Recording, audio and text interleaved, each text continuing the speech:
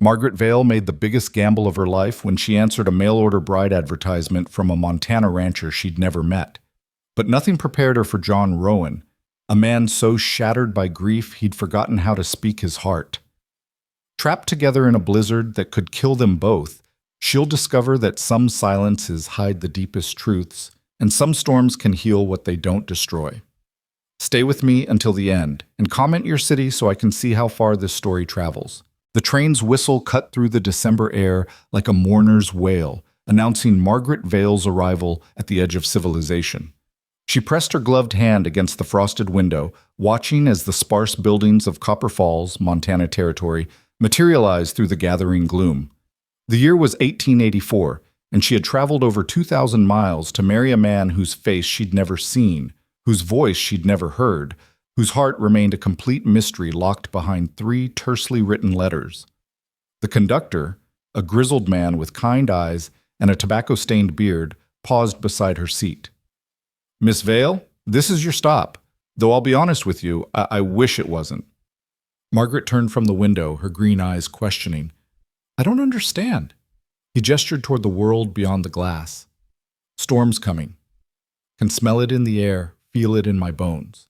This'll be the last train through for days, maybe weeks. You sure about this? You could ride on to Helena, wait it out in comfort." She thought of the boarding house room she'd left behind in Philadelphia, with its peeling wallpaper and the constant smell of boiled cabbage. She thought of Mrs. Henderson's dress shop, where she'd spent 6 years stitching other women's wedding gowns while her own prospects withered like autumn leaves. She thought of the pitying looks from the church ladies, the whispered conversations that died when she entered a room, the slowly crushing weight of being 28 and unmarried in a city that had no use for spinsters. "I'm sure," she said, though her voice trembled slightly. "Mr. Rowan is expecting me." The conductor nodded slowly, resignation in his weathered face. "John Rowan's a good man. Quiet as a stone, mind you, but decent. He'll keep you safe, if nothing else." He paused, seeming to weigh his next words carefully. "Just be patient with him, miss. He's got reasons for his silence." Before Margaret could ask what he meant, the train shuddered to a halt.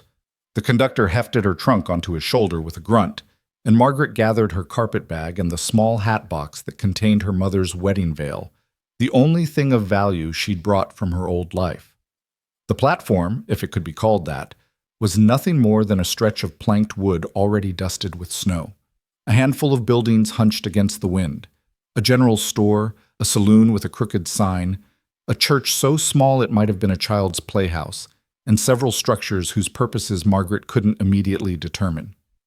A few bundled figures hurried about their business, heads down against the increasing wind. Margaret's city coat, which had seemed so substantial in Philadelphia, proved worthless against the Montana cold. The wind didn't just blow, it attacked, finding every gap in her clothing, every vulnerable inch of exposed skin. Within seconds, her cheeks burned and her eyes watered. She blinked rapidly, trying to see through the tears and the swirling snow. "Miss Vale." The voice came from directly behind her, so quiet she almost missed it beneath the wind's howl. She turned, and her first thought was that the mountains themselves had taken human form. John Rowan stood at least 6 feet tall, made even larger by the heavy sheepskin coat that enveloped his broad frame. His hat, dusted with snow, shadowed a face that seemed carved from the same granite as the distant peaks, all sharp angles and weathered planes, a jaw that looked like it could break stone, and eyes the color of a winter sky. Those eyes met hers for the briefest moment before sliding away, as if sustained contact might burn him. "Mr. Rowan?" Margaret's voice came out smaller than she'd intended. He nodded once, a movement so slight she might have imagined it. Without a word, he reached for her trunk, lifting it as though it weighed nothing at all. His other hand extended toward her carpet bag. "I can carry—" she began, but he was already taking it, his calloused fingers careful not to touch hers in the transfer. "Storm's close," he murmured, the words barely audible. Then he turned and began walking toward a wagon hitched to 2 massive draft horses, their breath steaming in the frigid air. Margaret stood frozen, and not just from the cold. This was the man she'd traveled across a continent to marry? This silent mountain of a man who couldn't even meet her eyes? The letters he'd sent had been brief, yes, but they'd been clear and carefully written. They'd spoken of a home, of honest work, of a future. They'd given her hope. But now, facing the reality of him, that hope felt as fragile as the snowflakes melting on her eyelashes. The conductor appeared at her elbow, carrying the last of her belongings. "Best not keep him waiting, miss. John's right about the storm." She had no choice. She'd spent her last coins on the train ticket. She had no family to return to, no home waiting in Philadelphia. She'd burned her bridges as thoroughly as winter burned the prairie grass. Margaret pulled her inadequate coat tighter and followed her silent bridegroom to the wagon. John had already secured her trunk in the back. He stood beside the wagon, one massive hand extended to help her up. Margaret placed her gloved hand in his, and even through the layers of fabric, she felt the careful strength in his grip. He lifted her onto the bench as though she weighed no more than a child, then released her immediately and moved around to his own side. The wagon seat was narrow. When John settled beside her, his shoulder pressed against hers, solid as oak. He pulled a heavy buffalo hide from beneath the seat, and without looking at her, draped it over her lap and legs. The gesture was awkward, almost embarrassed, but the hide was warm and surprisingly soft. "Thank you," Margaret said. He nodded again, that same barely there movement, and gathered the reins. With a soft click of his tongue, the horses began to move. Copper Falls disappeared behind them almost immediately, swallowed by the white. The wind grew stronger, more vicious, driving snow into their faces. Margaret ducked her head, trying to shelter behind John's broad back. She wanted to ask how far they had to travel, whether they'd make it before the full storm hit, what waited for her at the end of this white road. But the set of his shoulders, the rigid way he held himself, told her that questions would not be welcome. So she sat in silence, holding tight to the bench as the wagon jolted over the frozen ground. Time became strange. It might have been minutes or hours. The world narrowed to the span between one breath and the next, the space between one heartbeat and the following one. Snow gathered in the folds of the buffalo hide. Her fingers, even inside her gloves, grew numb. Just when Margaret thought she couldn't bear another moment of the cold, of the silence, of the uncertainty, John spoke. "There." She looked up, following the direction of his gaze. Through the thickening snow, she could just make out a dark shape, a cabin, substantial and square, with smoke rising from a stone chimney. Beside it stood a barn and what looked like a smaller outbuilding. Even in the storm, even through her exhaustion and fear, Margaret felt a flutter of something that might have been relief. The horses knew their way home. They quickened their pace, and within minutes John was pulling them to a halt before the barn. He set the brake, then turned to Margaret for the first time since they'd left town. "Go to the house," he said, his voice rough, as though speech required great effort. "Doors open. I'll see to the horses." "I can help. Go." It wasn't harsh exactly, but it left no room for argument. "Storm's here." And it was. As Margaret climbed down from the wagon, John's hand steadying her for a brief, careful moment, the wind hit with renewed fury. The snow no longer fell. It flew sideways, erasing the world. She could barely see the cabin, though it was only yards away. Margaret ran, her city boots slipping on the icy ground, her skirts tangling around her legs. The cabin door opened easily, as John had promised, and she stumbled inside, gasping. The warmth hit her like a physical thing, so sudden and intense it was almost painful. Her frozen cheeks burned, her fingers throbbed. The cabin was a single large room with a loft visible above. A stone fireplace dominated one wall, flames dancing behind a protective screen. A table, 2 chairs, and a rocking chair made up the sparse furniture. In the far corner, a door stood partially open, revealing a bedroom beyond. Everything was clean, almost austically so. No decorations, no softness, no sense that anyone truly lived here rather than merely existing within these walls. Margaret moved closer to the fire, pulling off her gloves with clumsy fingers. She heard John's heavy footsteps on the porch. Then he was there, carrying her trunk like it weighed nothing. Snow clung to his coat and hat, transforming him into a figure from a winter legend. He set the trunk down near the bedroom door, then straightened. For a moment he simply stood there, snow melting in small puddles around his boots, looking at her with an expression she couldn't read. Then In that quiet voice that seemed to cost him something to use, he said, "Bedroom's yours. There's a stove in there for warmth. I sleep in the loft." Margaret blinked. "But we're to be married." "When you're ready." He pulled off his hat, revealing dark hair touched with premature gray at the temples. "Not before. You're safe here, Miss Vale. I give you my word on that." Something in her chest loosened slightly. She'd been so afraid of this moment, of what he might expect, of how this first night might unfold. "Thank you, Mr. Rowan." "John," he said. "Just John." He hung his hat on a peg by the door, then his coat. Beneath, he wore simple work clothes, canvas pants, a flannel shirt that had seen many washings, suspenders. Without the heavy coat, he looked somehow more human, less like a mountain made flesh. "You hungry?" The question surprised her. Yes, actually. I haven't eaten since this morning." He nodded and moved to the kitchen area, a cast iron stove, a dry sink, shelves holding basic supplies. His movements were efficient, economical, the actions of a man long accustomed to caring for himself. He built up the fire in the stove, set a kettle to boil, unwrapped what looked like a loaf of bread and a pot of stew. "Sit," he said, gesturing to the table. Margaret sat, watching him work. He moved with surprising grace for such a large man, each action purposeful and sure. Within minutes, he'd set before her a bowl of hearty venison stew and thick slices of bread with butter. He poured tea, real tea, not the chicory substitute she'd grown accustomed to in Philadelphia, and then, to her surprise, he sat down across from her with his own bowl. They ate in silence, but it was a different quality of silence than in the wagon. Here, with the storm raging outside and the fire crackling warm, the quiet felt almost companionable. Margaret studied him covertly between bites. His hands, she noticed, bore old scars, white lines across the knuckles, a burn mark on his left wrist. Working hands. Capable hands. When she'd finished, the stew was surprisingly good, rich and well-seasoned. John rose and took both bowls to the sink. He poured hot water from the kettle and began washing the dishes with the same methodical care he'd shown in their preparation. "I can do that," Margaret said, standing. "Please, let me help." He paused, seeming to consider. Then slowly he nodded and moved aside. Margaret came to stand beside him, taking the clean dishes he handed her and drying them with a cloth.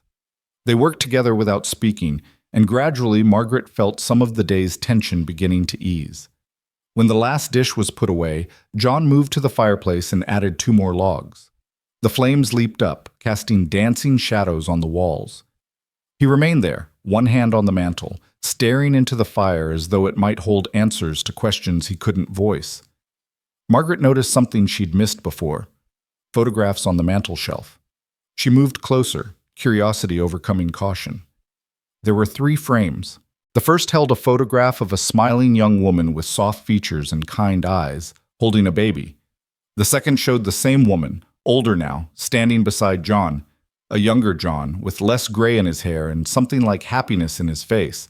In his arms, he held a small boy, perhaps 4 years old.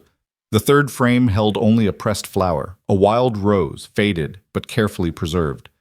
Margaret's breath caught. She looked at John, at the rigid set of his shoulders, at the white-knuckled grip he had on the mantel, and suddenly she understood.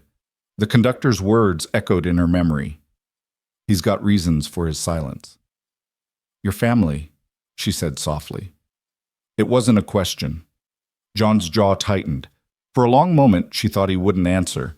Then, in a voice barely above a whisper, he said, "Sarah, my wife, and Thomas, our son."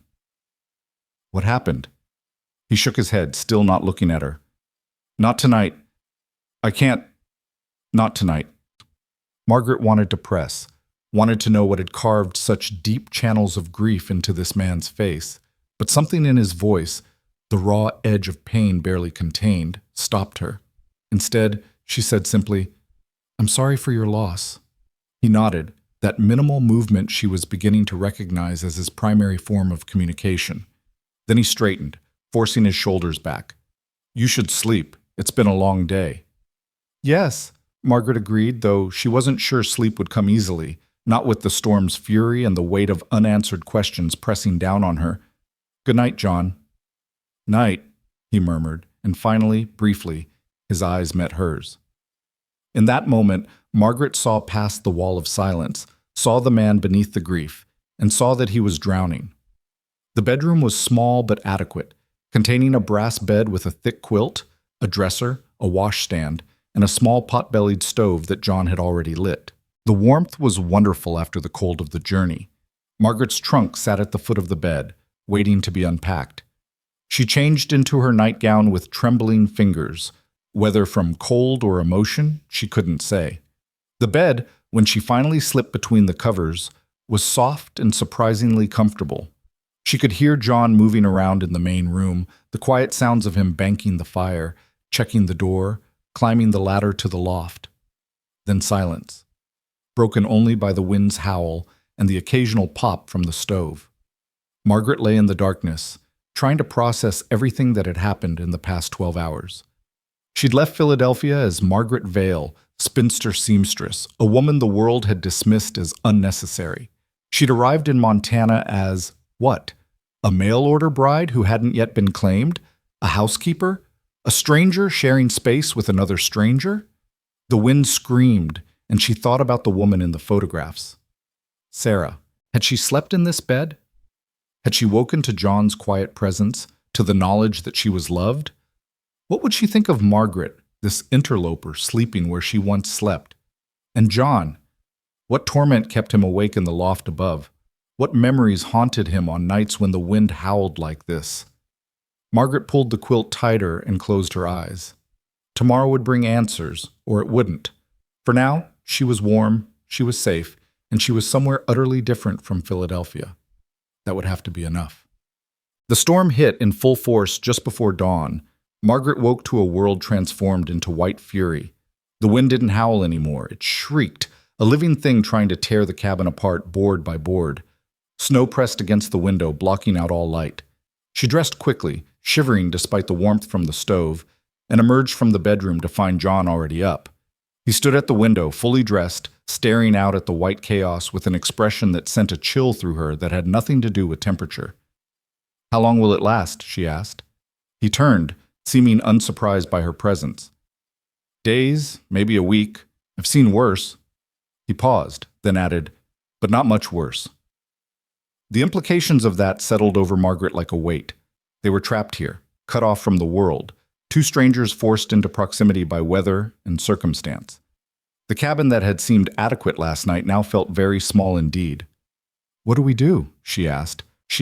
John's mouth twitched, not quite a smile, but something in that direction. "We survived, Miss Vale, same as always." "Margaret," she said, "if we're going to be trapped together, you should call me Margaret." He considered this, then nodded. "Margaret." Her name in his deep voice sounded strange, almost foreign, but not unpleasant. "Coffee's ready, and I'll need to check on the horses soon." "In this?"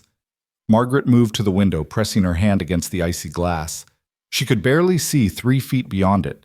"Is that safe?" "Got a rope strung from the house to the barn for storms like this. Follow the rope, you can't get lost." He poured 2 cups of coffee and handed her one. Their fingers brushed in the transfer, and she felt the calluses on his palm, the warmth of his skin.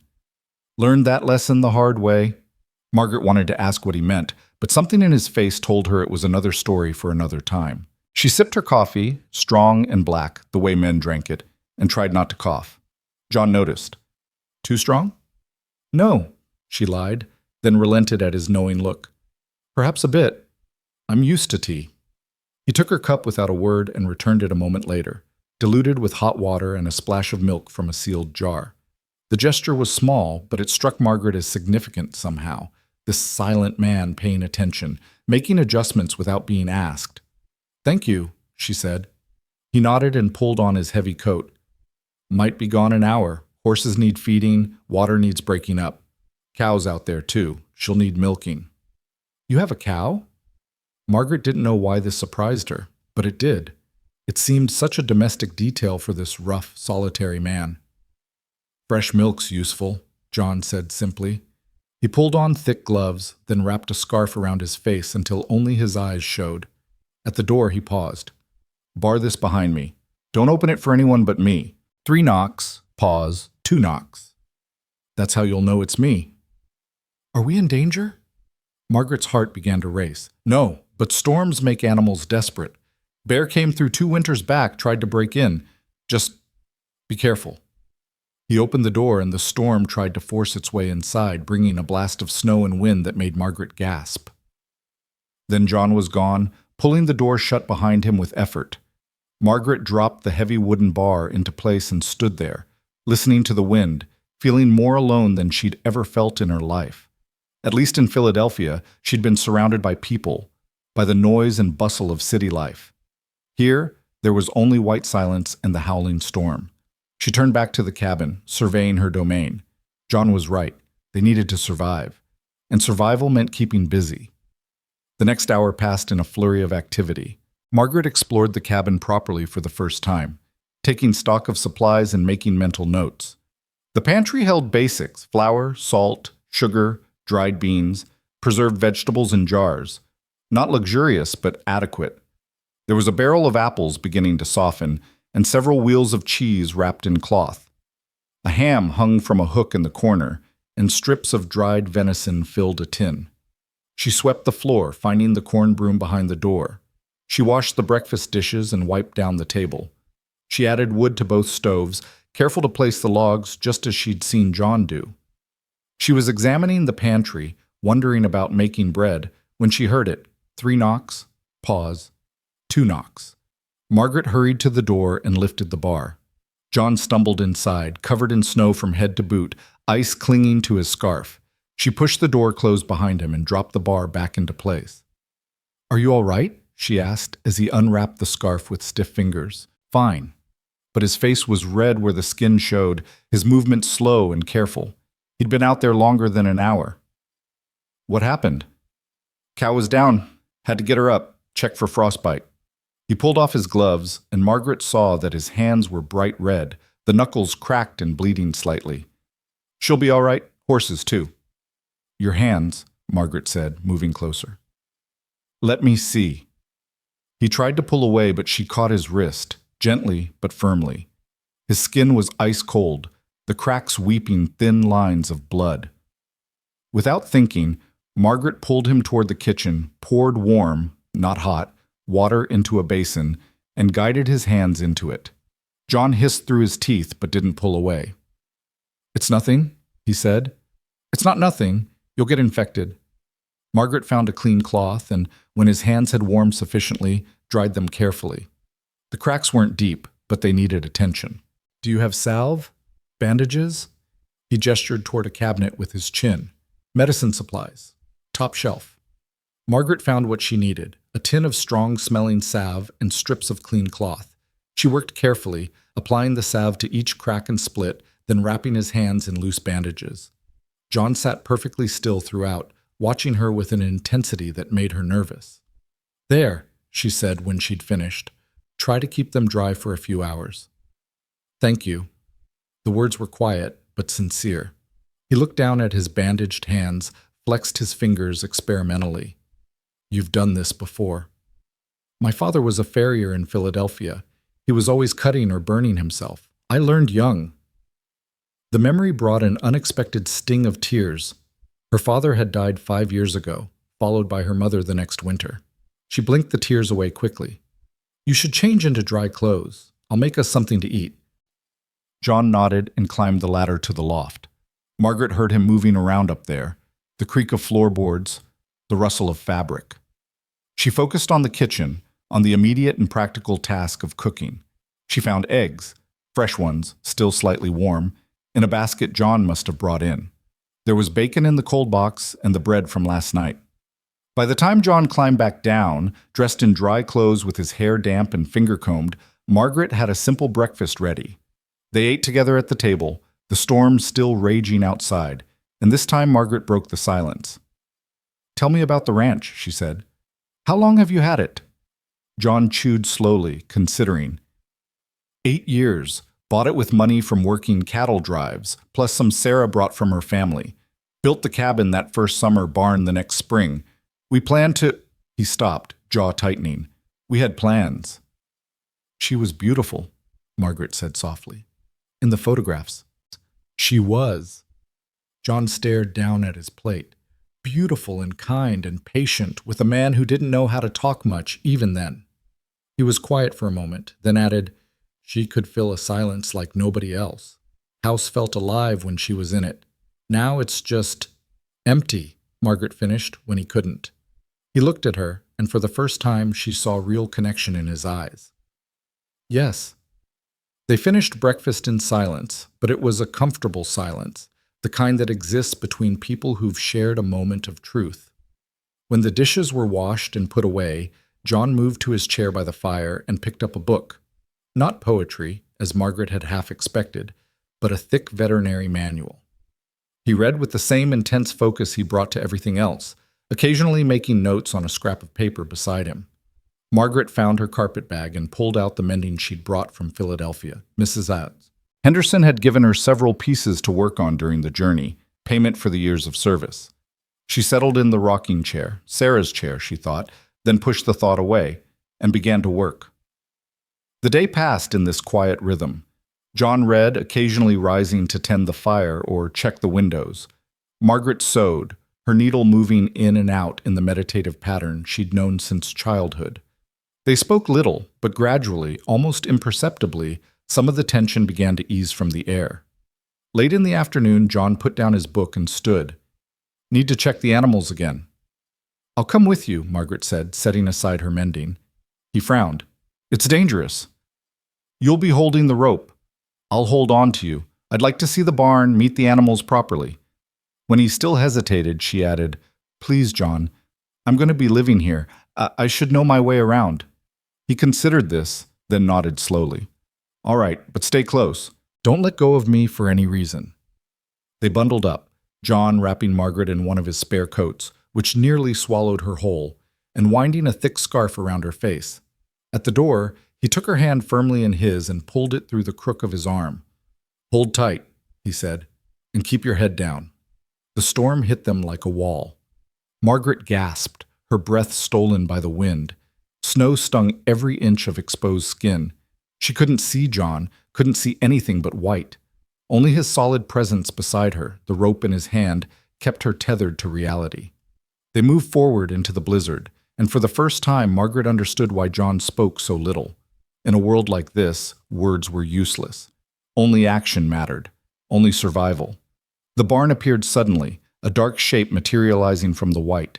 John pulled open the door and they stumbled inside, gasping.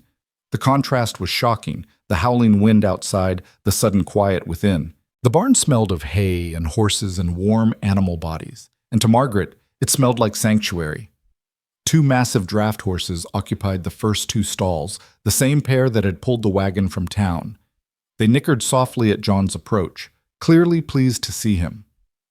In the third stall, a brown and white cow chewed her cud placidly, utterly unbothered by the storm raging outside. "This is Duke and Duchess," John said, indicating the horses. He produced apples from his coat pocket and fed them each one, his bandaged hands moving gently over their velvet noses. "And that's Clover." Margaret approached the horses cautiously. She'd seen plenty of horses in Philadelphia, of course, but these were different. Massive creatures with feet the size of dinner plates and kind, intelligent eyes. Duchess turned to regard her, and Margaret reached out tentatively to stroke her nose. "She's beautiful," Margaret said. "Good horses, strong." Sarah named them, said a duke needed a duchess. John's voice caught slightly on his wife's name, but he continued. "Clover was Thomas's project. He was supposed to learn to milk her, take care of her, was excited about it." "How old was he?" Margaret asked softly. "When he... 5. Just turned 5. John moved to Clover's stall and began the process of milking with practiced efficiency. Fever took them both. Late winter, storm like this one. Sarah first, then Thomas 3 days later. I couldn't... His hand stilled on the bucket. "Couldn't get to town for the doctor. Storm had the trails blocked for near a week. By the time I could ride out..." He didn't finish. He didn't need to. Margaret came to stand beside him, her hand resting lightly on his shoulder. He flinched at the touch, then relaxed slightly. "That's why you were afraid," she said. "Last night, when you looked at the storm, you were remembering." He nodded, not trusting himself to speak. They stood there in the quiet barn, the only sounds the soft munching of the animals and the muted howl of the wind. Finally, John cleared his throat and continued milking. "Should get back," he said when he'd finished. "Storm's getting worse." The journey back to the cabin was even more harrowing than the journey out. The wind had picked up, if that was possible, and the snow fell so thick that Margaret couldn't draw breath without inhaling ice. She clung to John's arm with both hands, her face buried against his shoulder, trusting him completely to guide them home. When they finally stumbled through the cabin door, both were shaking with cold and exhaustion. John barred the door while Margaret collapsed into a chair, her teeth chattering. He brought her a blanket and a cup of coffee, prepared without being asked, the way she liked it, and stood by the fire until some color returned to his face. "Thank you," Margaret said when she could speak without her teeth chattering, "for showing me, for trusting me enough to come out there with you." John looked at her and something in his expression shifted. "You didn't have to come. Most women wouldn't have wanted to." "I'm not most women," Margaret said, "and this is my home now too. I should know it." "Your home," he repeated, as if testing the words. Then, so quietly she almost missed it. "Yeah, I suppose it is." That night they cooked together, Margaret preparing vegetables while John seasoned a roast from the cold box. They moved around the small kitchen with increasing ease, learning each other's rhythms. When John reached past her for the salt, Margaret didn't flinch. When she needed to access the pantry behind him, he shifted without being asked. They ate at the table, the storm still raging, and this time John asked questions. Where had she grown up? What had brought her to Montana? What did she hope to find here? Margaret answered honestly, telling him about the loneliness of Philadelphia, the years of watching other women marry while she remained behind, the slowly crushing weight of being unwanted. She told him about Mrs. Henderson's shop, about the endless parade of wedding gowns she'd sewn for other brides, about the small advertisement she'd found in the newspaper one desperate evening. "You answered my letter," John said. "Why?" "Because you were honest," Margaret replied. "You didn't promise love or romance. You promised a roof, a future, and honest work. After all the pretty lies I'd heard from men in Philadelphia, promises they had no intention of keeping, your honesty was refreshing." John nodded slowly. "I can't promise love. Don't know if I've got that left in me, but I can promise the rest, and I can promise I'll never lie to you." "That's enough," Margaret said, and meant it. "For now, that's enough." They washed the dishes together, and Margaret found herself humming, an old song her mother used to sing, something about sailors and storms and finding safe harbor. She didn't realize she was doing it until John spoke. "That's pretty. What is it?" She told him, and he listened with the same intense focus he brought to everything. When she'd finished, he said, "Sarah used to hum when she worked, different songs, but the same kind of peaceful sound. I'd forgotten how much I missed that." It wasn't quite a compliment, but it felt like one. Margaret smiled and continued humming as she dried the last plate. That night, alone in the bedroom, Margaret finally unpacked her trunk properly. She hung her few dresses in the wardrobe, placed her underthings in the dresser, set her hairbrush and hand mirror on the washstand.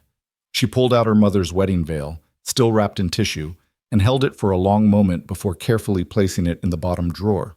In the main room, she could hear John moving around, banking the fire, checking the door one last time.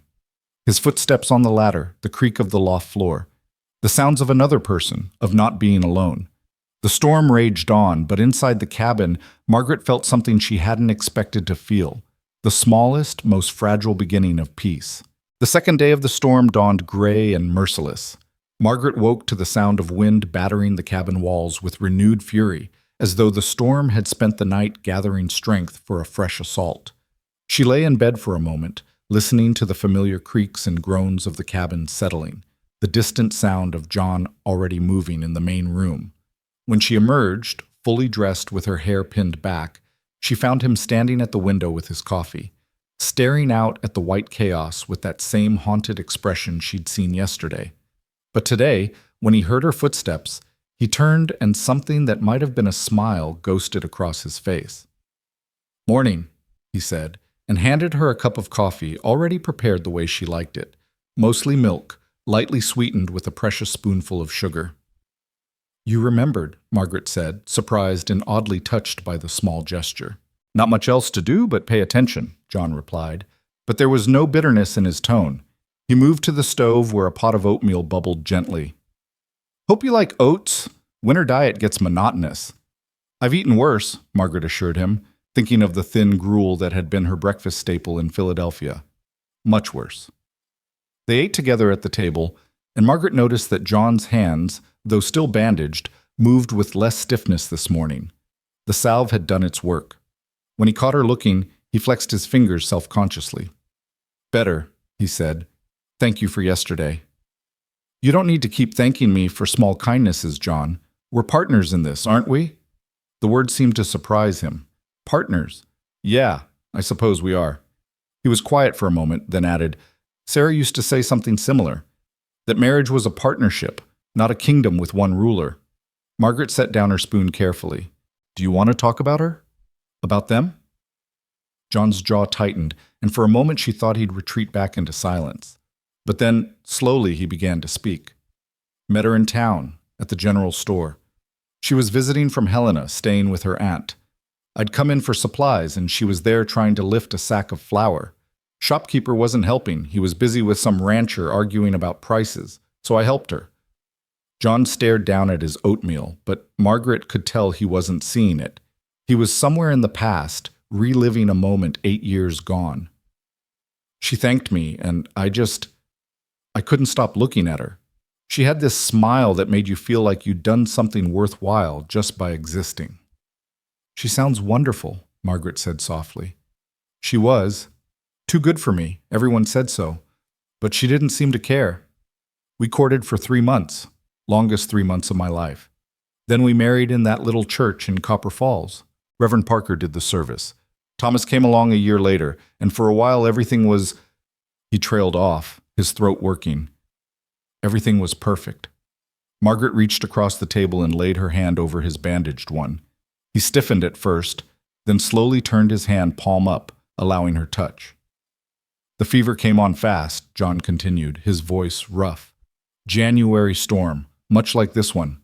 Sarah complained of feeling tired, then by evening she was burning up. I rode to town the next morning, but the doctor was out at another ranch, emergency with a breech birth. By the time I got back, Thomas was sick too. And the storm hit that night, worst I'd ever seen. 3 feet of snow in 12 hours, drifts twice that high. His hand tightened around Margaret's, almost painful, but she didn't pull away. I did everything I could. Cold compresses, every remedy I knew. Sarah was strong, she fought it. But Thomas was so small and the fever just kept climbing. I couldn't leave to get help. The snow was too deep, the wind too strong. I'd have died in the attempt, and then they'd have been alone. His voice broke. Sarah knew. On the 3rd day, she knew she wasn't going to make it. She made me promise to keep living, to not let this place become a tomb. Then she asked me to take care of Thomas, and I promised her that too. Tears streamed down Margaret's face, but she remained silent, letting him speak. She died that night, just slipped away while I was holding her hand. Thomas lasted 2 more days, calling for his mama, asking why she wouldn't wake up. I didn't know how to tell him she was gone. So I lied to my dying son, told him she was just sleeping, that she'd wake up soon. John's voice had dropped to barely a whisper. He died believing that lie, died waiting for his mother to wake up and take care of him. Oh, John, Margaret breathed. She stood and moved around the table, pulling his head against her shoulder in an awkward but genuine embrace. He remained rigid for a moment, then his arms came up around her waist and he held on, shaking with silent sobs. They stood like that for several minutes, the storm howling outside, while John finally allowed himself to grieve in another person's presence. When he finally pulled away, his eyes were red but somehow clearer, as though releasing the story had released some of the poison it contained. I'm sorry, he said roughly. Didn't mean to. Don't apologize, Margaret said firmly. Not for grief, never for that. He nodded, wiping his face with the back of his hand. Haven't told anyone the whole story. Not even the Reverend. People in town know Sarah and Thomas died, but not the details. Not how I failed them. You didn't fail them, Margaret said, returning to her seat but keeping her hand on his. You did everything humanly possible. The storm, the fever, those things were beyond your control. You can't blame yourself for acts of God. Sarah said the same thing near the end, made me swear I wouldn't carry guilt for something I couldn't prevent. He laughed bitterly. I promised her that too. Seems I'm not very good at keeping my word. Then keep it now, Margaret urged. Honor her memory by living, by not letting this cabin become the tomb she feared. That's what she would have wanted, isn't it? John looked at her with something like wonder in his eyes. How are you so wise? I'm not wise. I'm just practical, and I've learned that the dead don't want us to die with them. They want us to carry their love forward into whatever comes next. She squeezed his hand. Your Sarah sounds like she was a woman who understood that. She was, John agreed quietly.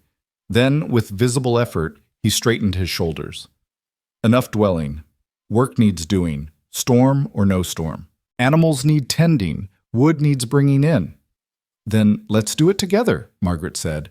And afterward, I'd like to bake bread if there's enough flour. This cabin needs to smell like something other than grief. That almost smile returned to John's face.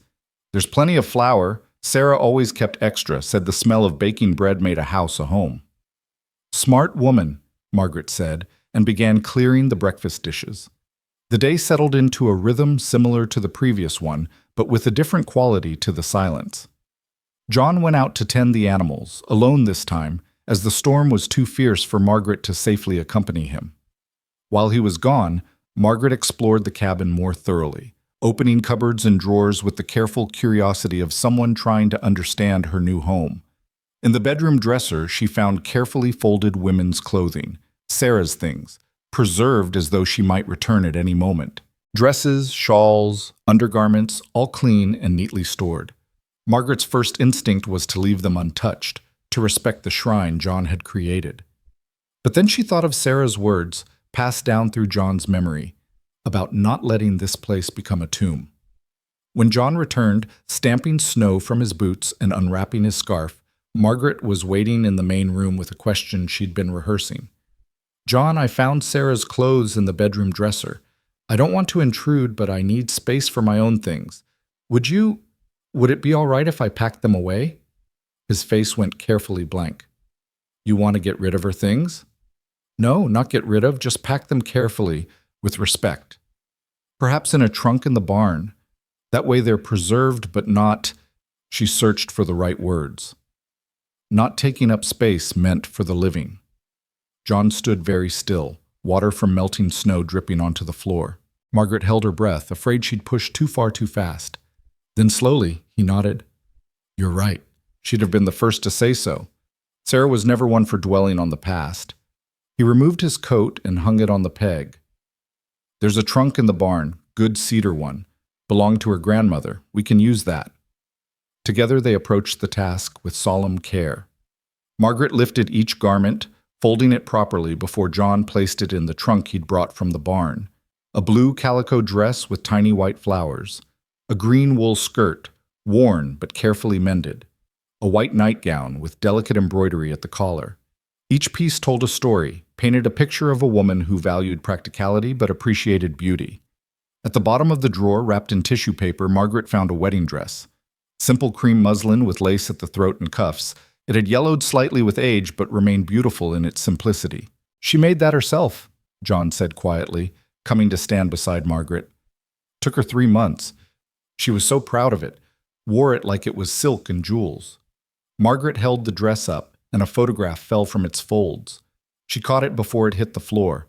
Another picture of Sarah and John on their wedding day, both looking impossibly young and happy. John wore a suit that was clearly borrowed, too short in the sleeves. Sarah held a bouquet of wild roses. Keep that one out, John said. Put it with the others on the mantel. She deserves to be remembered. She does, Margaret agreed, setting it aside. She carefully folded the wedding dress and placed it in the trunk. She deserves to be honored, not forgotten. But John, honoring the dead doesn't mean we stop living. I know, he said, or I'm starting to know. It's just hard to let go. You're not letting go, you're making room. There's a difference. They finished packing the trunk in silence. John carried it back to the barn while Margaret wiped out the dresser and arranged her own modest belongings inside. It felt strange, occupying space that had belonged to another woman, but also necessary. This was her home now, her life. She couldn't live as a ghost in Sarah's house. When John returned, Margaret was already working on bread dough, her hands moving with practiced efficiency. The flour, water, salt, and yeast came together under her fingers, transforming into something elastic and alive. John watched her work with undisguised fascination. "You're good at that," he observed. "I should be. I've made enough loaves to fill a bakery."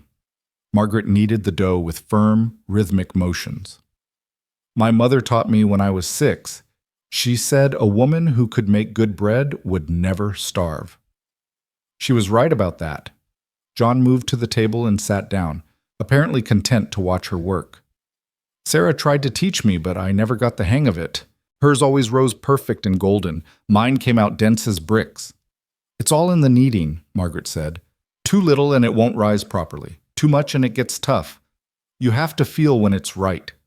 She shaped the dough into a ball and placed it in a greased bowl, covering it with a clean cloth. "Now it rests and rises. Give it a few hours, and we'll have fresh bread for supper." "I look forward to it," John said, and he actually smiled. A real smile this time, not the ghost of one. It transformed his face, making him look years younger.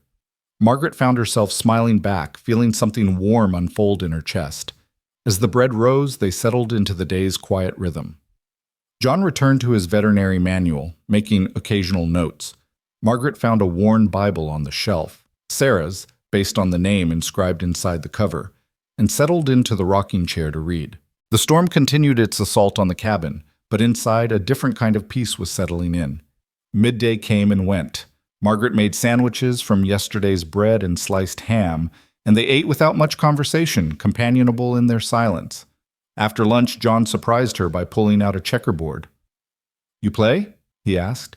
"I do, though I'm not very good." "Good! Neither am I. Sarah used to beat me every time." They set up the board on the table, and Margaret quickly discovered that John had undersold his skill. He played with careful strategy, thinking several moves ahead. Still, Margaret managed to hold her own, and when she finally captured his last piece, John actually laughed. A rusty sound, as though his laughter muscles had forgotten their purpose. "You lied," he accused without heat. "You're better than good." "I said I wasn't very good. I never said I didn't win." Margaret reset the board. "Again?" They played 3 more games, trading victories, and with each game, John seemed to relax a little more. By the 4th game, he was making jokes, dry, subtle things that took Margaret a moment to recognize as humor. She found herself laughing, genuine and free, in a way she hadn't laughed in months. When the bread had risen sufficiently, Margaret shaped it into loaves and placed them in the oven. The smell that began to fill the cabin was glorious, yeasty and warm, promising comfort and sustenance. John closed his book and simply sat, breathing in the scent with his eyes closed. "Forgot how good that smells," he murmured. "Thank you, Margaret." "You're welcome, though you may want to wait until you taste it before thanking me." But when the bread emerged golden and perfect, and Margaret sliced into it, revealing a tender, airy crumb, John's expression said everything words couldn't. They ate the fresh bread with butter melting into it, and for several minutes the only sound was contented chewing. "This," John said finally, "is the best bread I've ever tasted, and I'm including Sarah's in that comparison, though don't tell her I said so." Margaret felt absurdly pleased by the compliment. "I won't tell a soul." As evening approached, John grew quiet again, but it was a different quality of quiet, thoughtful rather than withdrawn. He stared into the fire, his brow furrowed, clearly working through something in his mind. Margaret continued her mending, giving him space to think.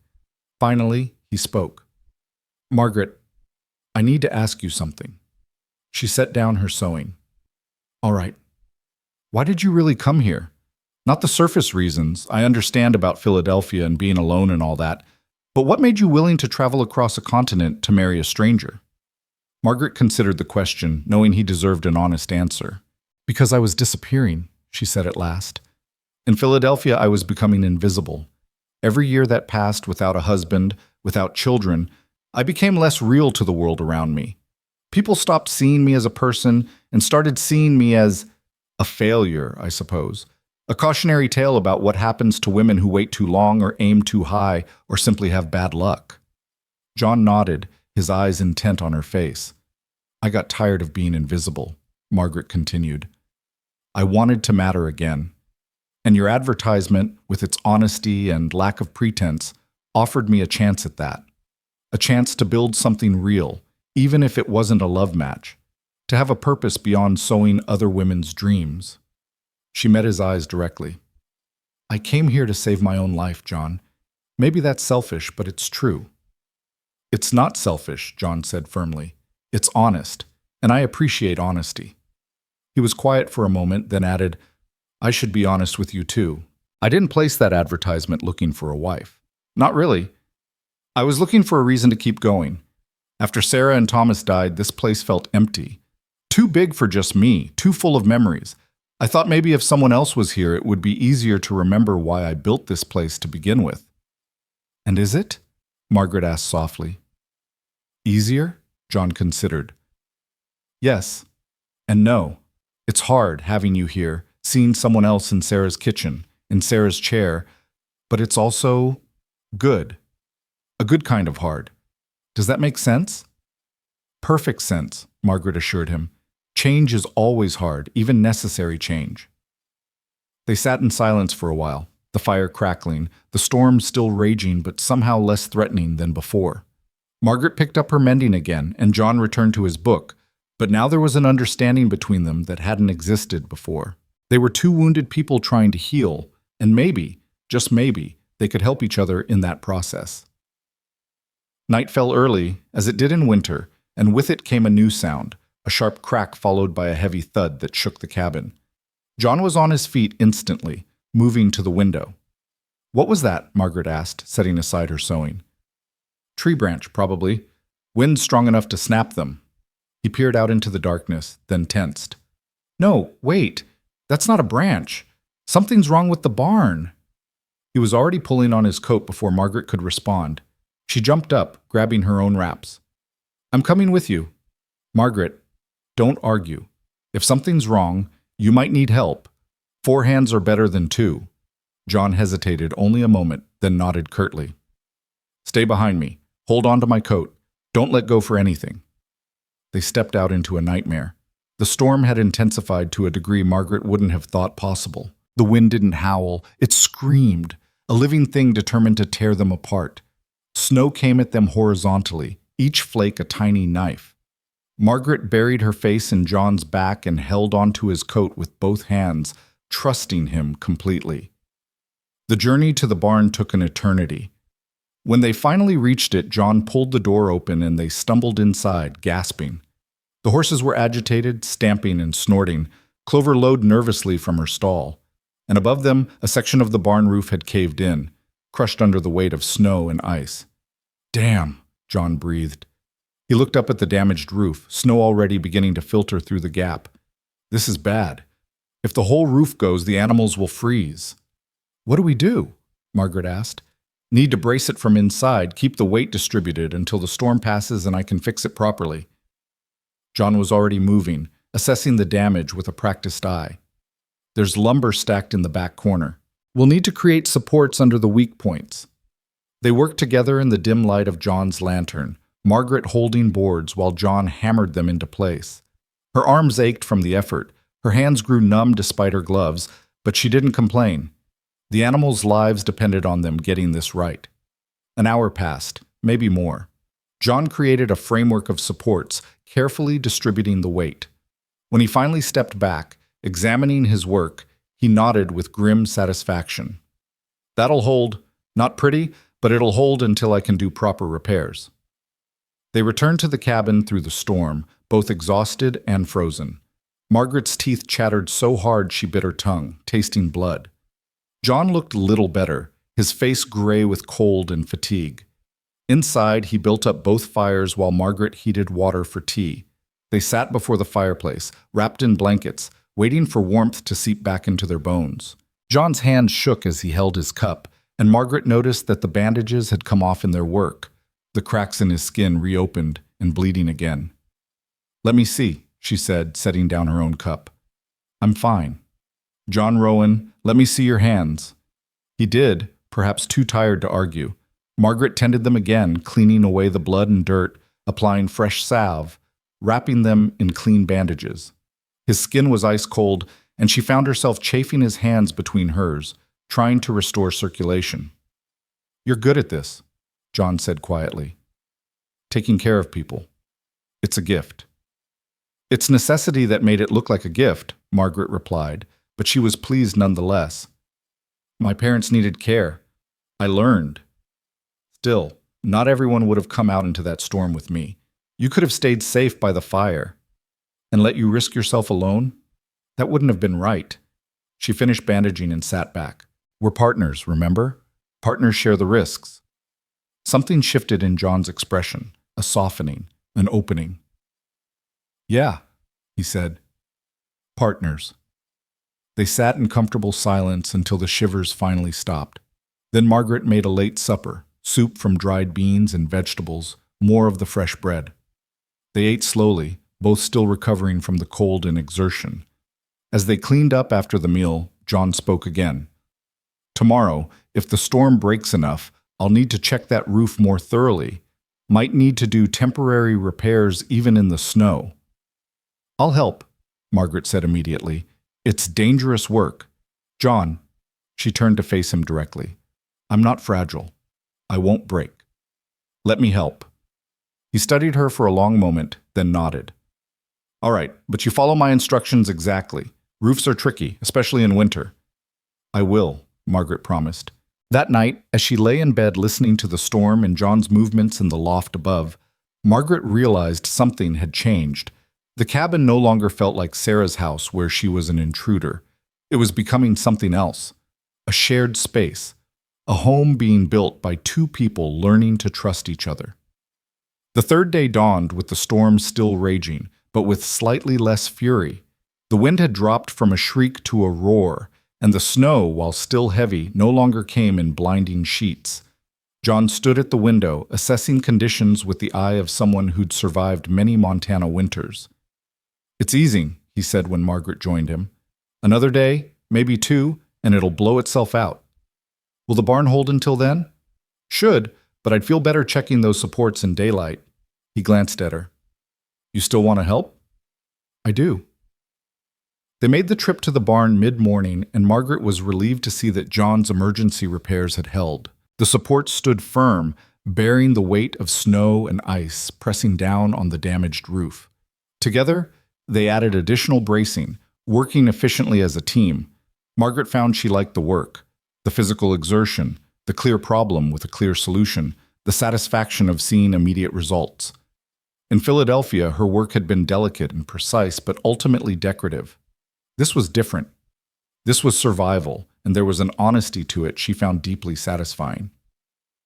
When they returned to the cabin, both flushed with exertion despite the cold, John made an observation. You're stronger than you look. Margaret laughed. Is that a compliment? Yes. He smiled that rare, transforming smile. Definitely a compliment. Most city women would have swooned at the first sign of real work. Then it's fortunate I'm not most city women, Margaret replied, echoing her words from the first night. She hung up her coat and moved to the kitchen. How do you feel about stew for supper? I noticed you have plenty of venison.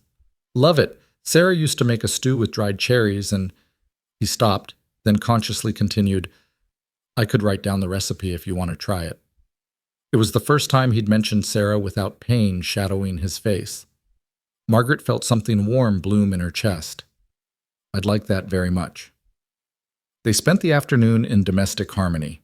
John wrote out the recipe in his careful, precise hand while Margaret prepared the ingredients. He added notes. Don't skimp on the pepper and let it simmer at least 2 hours. And personal observations that made the recipe come alive. It was, Margaret realized, a gift. He was sharing his wife's legacy, inviting Margaret to become part of the cabin's history rather than trying to replace what had been lost. The stew turned out beautifully, rich and savory, with just a hint of sweetness from the cherries.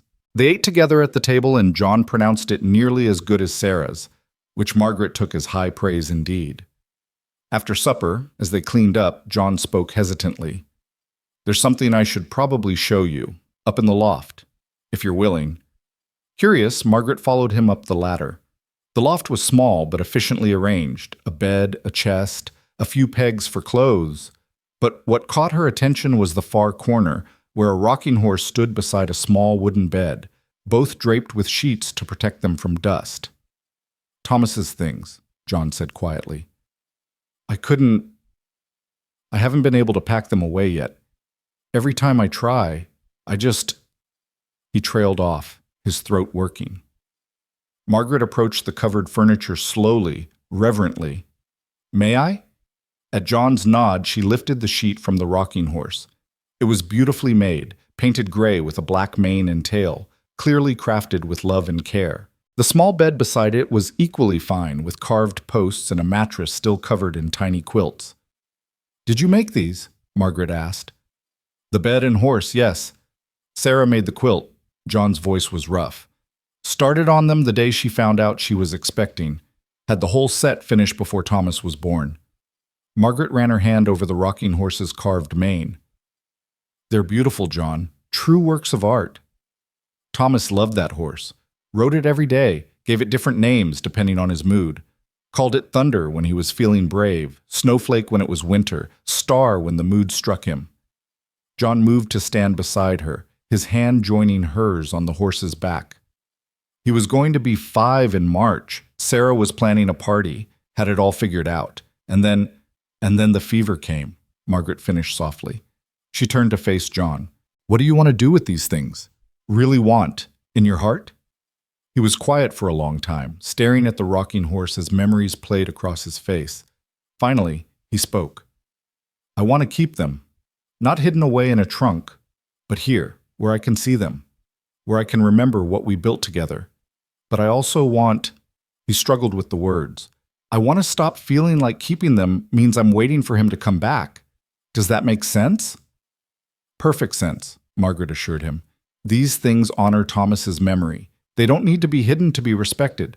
Maybe we could move them to a corner of the main room, display them properly the way you display Sarah's photograph?" John considered this, then slowly nodded. Yeah, I think that would be good. Sarah would have liked that, keeping his things where we could appreciate them instead of sealed away in the dark."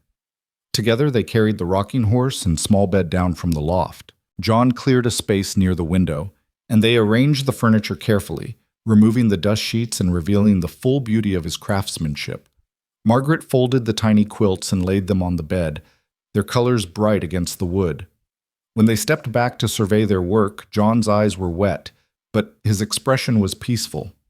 "Thank you," he said, "for understanding, for not trying to erase them." "John, I would never try to erase your family. They made you who you are. They're part of this place's story, and I'm honored to help preserve that." Margaret touched his arm lightly. "You loved deeply, and you lost deeply. That's nothing to hide or be ashamed of." He covered her hand with his own, that simple gesture of connection becoming more natural each time. "You're a remarkable woman, Margaret Vale." "Not yet, Rowan?" she asked gently. John's thumb moved slowly over her knuckles, an unconscious caress. "Do you want to be? Truly? Not because you traveled all this way or because the advertisement said so, but because you want to?" Margaret considered the question carefully. 3 days ago, she'd stepped off a train to meet a silent stranger. Now, standing in this cabin with the storm still raging outside, looking at a man who was slowly opening his heart after years of grief, she realized something surprising. "Yes," she said simply, "I want to be Margaret Rowan. I want to build a life here with you, whatever that life looks like. I want to be your partner in truth, not just necessity." John's hand tightened around hers. "Then when this storm breaks and we can get to town, we'll see the Reverend. Make it official." He paused, then added with unusual vulnerability, "I can't promise to be easy to live with. I've gotten used to silence and solitude. I'll probably frustrate you more often than not." "And I'll probably frustrate you right back," Margaret countered. "I have opinions about things, and I'm not always good at keeping them to myself. I rearrange things to suit myself, and I hum when I work, and I sometimes talk to myself when I'm thinking through problems." "I like your humming," John said. "And your rearranging has already made this place feel more like a home than it has in 2 years. As for talking to yourself, at least that means someone in this cabin knows how to carry on a conversation." Margaret laughed, surprising herself. "Are you making a joke about your own silence?" "Seemed like it was time," John replied, and there was actual humor in his eyes. "Besides, you've been talking enough for both of us. Figured I should at least acknowledge it." They stood there in the lamplight, hands joined, the rocking horse and small bed bearing silent witness to the past, while two people tentatively reached toward a future. Outside, the storm began its slow diminishment, and inside, something new and fragile was being born. Not a replacement for what had been lost, but something wholly its own. The fourth morning brought a miracle: silence. Margaret woke to the absence of wind, the lack of battering snow against the windows, and for a moment she lay perfectly still, almost afraid to breathe lest the storm hear her and return with renewed vengeance. But the quiet held, profound and complete, broken only by the soft crackle of fire in the stove and John's footsteps in the main room. She dressed quickly and emerged to find him standing at the window, coffee cup in hand, staring out at a world transformed. Sunlight, actual, brilliant sunlight, streamed through the glass, turning the snow-covered landscape into a field of diamonds. The sky stretched blue and infinite overhead, so clear it hurt to look at. "It's over," John said without turning. Storm broke sometime in the night. Margaret came to stand beside him, and the sight took her breath away. Snow lay everywhere in massive drifts, sculpted by the wind into fantastic shapes. The path to the barn had disappeared entirely, buried under at least 4 feet of white. The fence posts were barely visible, transformed into snow-capped sentinels. Everything was clean, pure, untouched, a blank page waiting to be written on. "It's beautiful," Margaret breathed. "It's deadly," John corrected, but there was no harshness in his tone. "All that beauty will kill you if you're not careful. The cold, the drifts, plenty of folks have died in weather like this, even after the storm passes." He finally turned to look at her, and his expression was serious. "Which is why we need to be smart about digging out. It'll take days to clear paths properly." "Then we'd better get started," Margaret said practically. "After breakfast, of course. No sense working on an empty stomach." They ate quickly, oatmeal again, with dried apples stirred in and a generous drizzle of honey. John was preoccupied, clearly running through mental lists of what needed doing and in what order. Margaret let him think, understanding that he was shifting from storm survival mode into recovery mode, a different set of challenges requiring different solutions. "We'll start with the path to the barn," John said as they cleaned up the breakfast dishes. "Animals need tending first, always. Then I should check the roof repairs in daylight, make sure everything held. After that, we'll need to dig out around the cabin, make sure the doors can open properly, clear the windows. The path to the woodshed is next priority. Then—" "John," Margaret interrupted gently, "we have time. The storm is over. We don't need to do everything at once." He blinked, then smiled ruefully. "Force of habit. When you work a ranch alone, you learn to prioritize and move fast. Hard to shut that off." "Well, you're not alone anymore," Margaret reminded him. "So let's tackle this together, one task at a time." They bundled up in their warmest clothes and stepped outside into a world reborn. The cold hit immediately, sharp and clean, but without the wind it was bearable. Almost pleasant, Margaret thought, if you didn't have hours of back-breaking work ahead of you.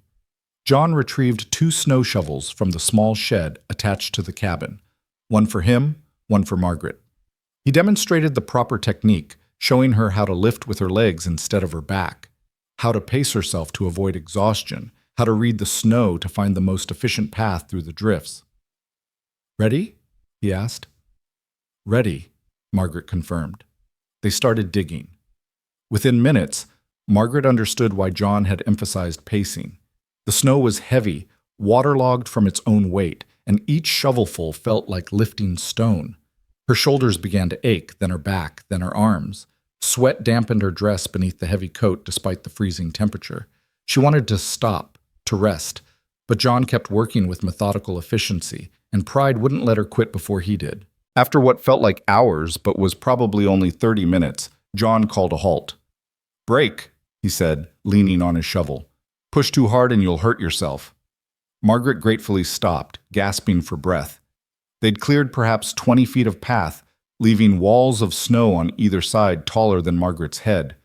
The barn still looked impossibly far away. How long will this take? She asked. Rest of the day, probably, maybe into tomorrow. John pulled out a canteen and took a long drink, then handed it to Margaret.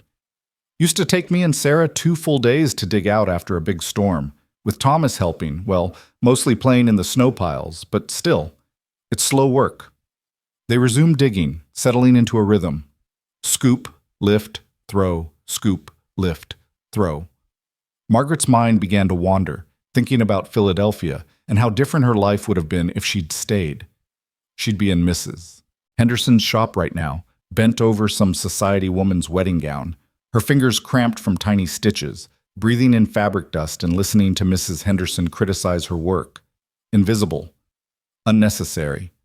Slowly fading into nothing. Here, she was necessary. Every shovelful of snow she moved mattered.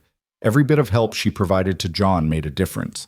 Her muscles might ache and her hands might blister, but she was real, solid, present in a way she hadn't been in years. What are you smiling about? John asked. Margaret hadn't realized she was smiling.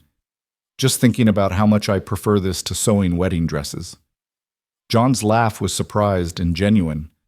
Most women would think you'd lost your mind, preferring snow shoveling to indoor work. Most women haven't spent 6 years making dreams for other people while their own dreams died, Margaret replied. She drove her shovel into the snow with particular vigor. This is hard work, but it's honest. And it's mine. Ours, John corrected softly. Ours, Margaret agreed, and the word settled warm in her chest. By noon, they'd reached the barn. Both were exhausted, faces red with cold and exertion, but there was satisfaction in looking back at the cleared path stretching behind them. John opened the barn door and they stepped into the familiar warmth of animal breath and hay. The horses nickered a greeting, clearly pleased to see them. Clover lowed plaintively, her udder swollen with milk. John immediately set about his chores, feeding the horses, breaking ice in the water trough, checking each animal thoroughly for signs of cold injury. Margaret approached Duchess, the gentler of the 2 horses, and stroked her velvet nose. The mare leaned into the touch, clearly starved for attention after days of isolation during the storm. She likes you, John observed, watching them with interest. Duchess doesn't warm to everyone that quickly. We understand each other, Margaret said, continuing to stroke the horse's neck. We're both trying to find our place in a new world. John moved to stand beside her, his hand joining hers on Duchess's neck. You've found your place, Margaret. You're exactly where you're meant to be. She turned to look at him, surprised by the certainty in his voice.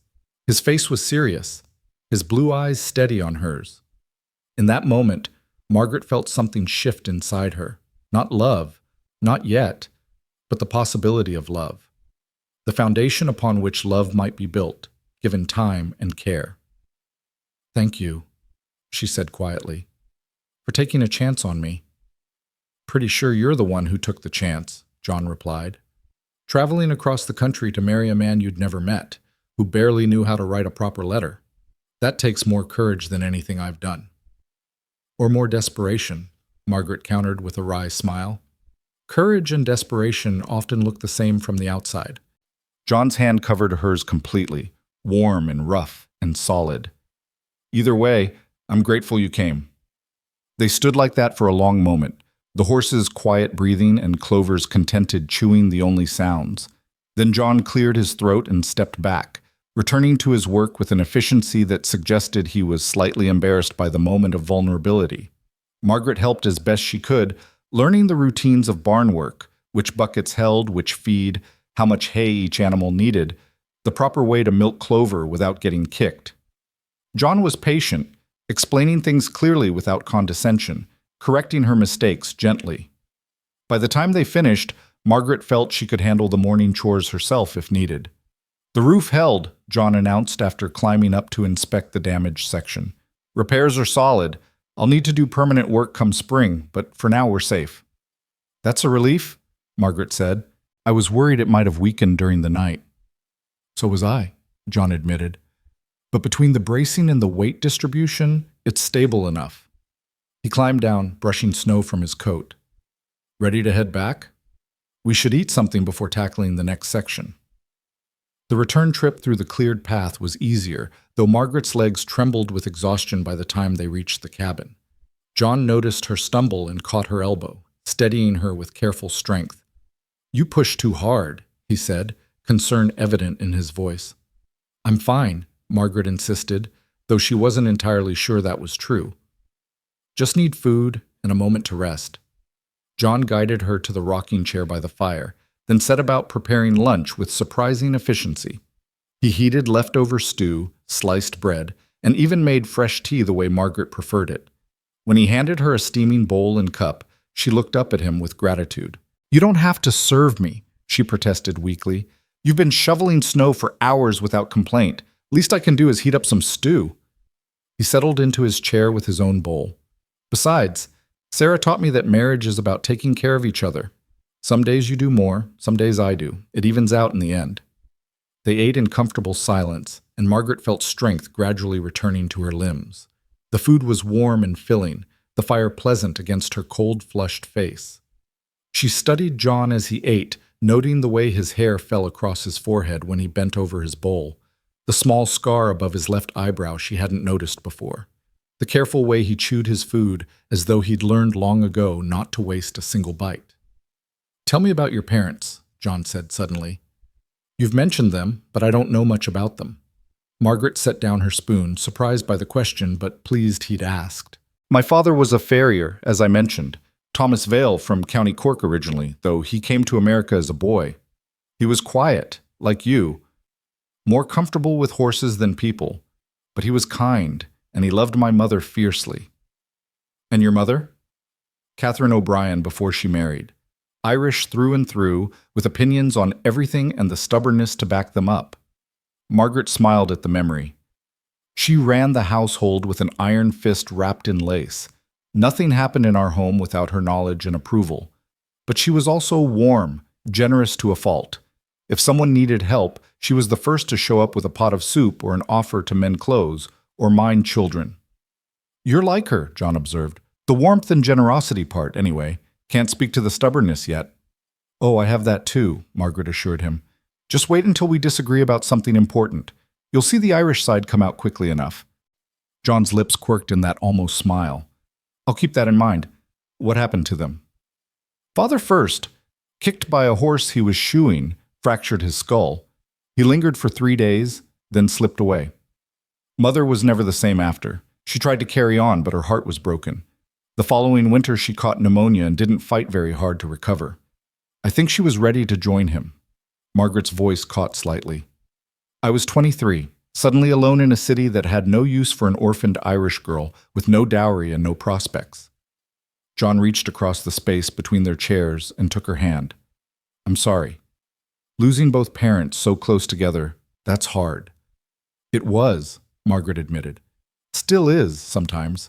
I catch myself wanting to tell Mother about something or ask Father's advice and then remembering they're gone." She squeezed his hand. "But I think they'd be happy with my choice to come here. They wanted me settled, happy, building a life." "I hope I can help you build that life," John said quietly. "I know I'm not much, just a quiet rancher with more ghosts than conversation. But I'll try to be what you need." "You're already more than I expected," Margaret told him honestly. "You're kind and honest, and you've shown me more respect in 4 days than most men in Philadelphia showed me in 6 years. That's enough, John. More than enough." They finished their lunch hand in hand, and when they rose to return to the snow clearing, John didn't let go immediately. Instead, he pulled Margaret gently to her feet and stood there, looking down at her with an expression she couldn't quite read. "What?" she asked, suddenly self-conscious. "Just thinking," John said, "about how life surprises you sometimes. How the worst storm I've seen in years brought me something I didn't know I needed." "A stubborn Irish woman who doesn't know when to quit?" Margaret teased, trying to lighten the suddenly intense moment. "A partner," John corrected. "Someone to share the load with. Someone to make this place feel alive again." He released her hand slowly, as though reluctant to break contact. "Come on. We've got more digging to do." They spent the afternoon clearing the area around the cabin, creating paths to the woodshed and the small structure that served as a root cellar. The work was just as hard as the morning's labor, maybe harder since their muscles were already tired, but they pushed through together. John was vigilant about breaks, forcing Margaret to stop and rest even when she wanted to keep going, mindful of her city-soft hands developing blisters despite her gloves. As the sun began its descent toward the mountains, painting the snow in shades of pink and gold, they finally stopped for the day. The cabin stood in the center of cleared paths like a ship in frozen seas, accessible and functional once more. It wasn't everything that needed doing. The storm had created weeks of work, but it was enough for now.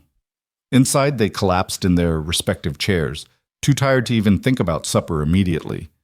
Margaret pulled off her gloves and examined her hands, red, raw, with several blisters beginning to form despite John's caution. She flexed her fingers experimentally and winced. "Let me see," John said, reaching for her hands. "They're fine, Margaret." His tone was gentle but firm. "Let me see." She surrendered her hands, and he examined them with the same careful attention she'd given his damaged hands days earlier. He fetched the salve and bandages without being asked, tending her blisters with surprising gentleness for such large hands. "You worked too hard today," he said as he wrapped the bandages. "Should have stopped you sooner." "You couldn't have stopped me if you'd tried," Margaret replied. "I'm not made of porcelain, John. I won't break from a little hard work." "Still, these will hurt for days." He finished the bandaging and sat back. "Tomorrow we rest. The rest of the digging can wait." "But the can wait," John repeated firmly. "You pushed yourself past sensible limits today, and while I admire the spirit, I won't have you injuring yourself permanently. Tomorrow we rest. Let your hands heal. Agreed?" Margaret wanted to argue, but the throbbing in her palms suggested he might be right. "Agreed, but only if you promise to let me help with the barn chores." "Deal." John stood and moved to the kitchen. "Now sit still and let me handle supper. You've earned a rest." He prepared a simple meal, fried potatoes with onions, eggs from the barn, thick slices of bread toasted on the stovetop. Margaret watched him work, appreciating the economical grace of his movements, the way he seemed to always know exactly where everything was despite the kitchen's small size. He moved like someone who'd been doing this for years, which, of course, he had. When he set the plate before her, Margaret was surprised to find herself ravenous. The day's work had burned through her energy stores, and she ate with an enthusiasm that would have scandalized the Philadelphia ladies who'd always insisted women should eat like birds. "Good appetite," John observed with approval. "Sarah used to say ranch work would make anyone eat like a field hand, and she was right." "Your Sarah was a wise woman," Margaret said between bites. "She was." John's expression was thoughtful rather than pained. "I think she'd like you.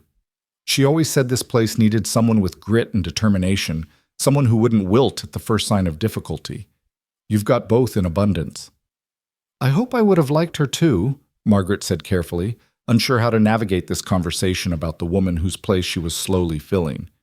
John was quiet for a moment, then spoke with unusual openness. "You know what's strange? For the first time since they died, I can think about Sarah and Thomas without feeling like I'm drowning.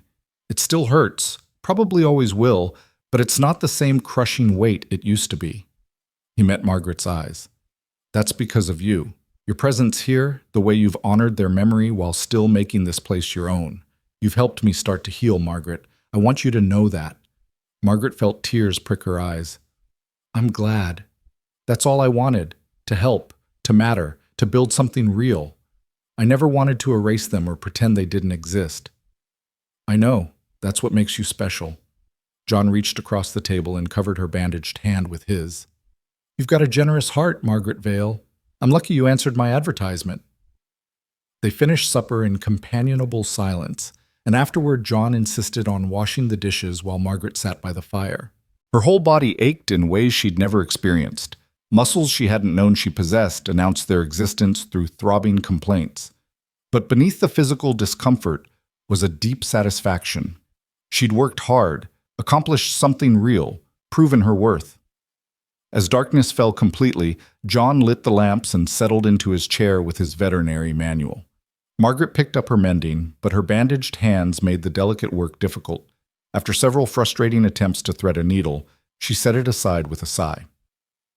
Problem? John asked, looking up from his book. Just frustrated. I'm used to being able to do things with my hands, and these bandages make everything clumsy. Then don't do anything that requires fine motor control, John suggested reasonably. Read a book, rest, let yourself heal. Margaret looked around the cabin and realized she hadn't really explored John's small library.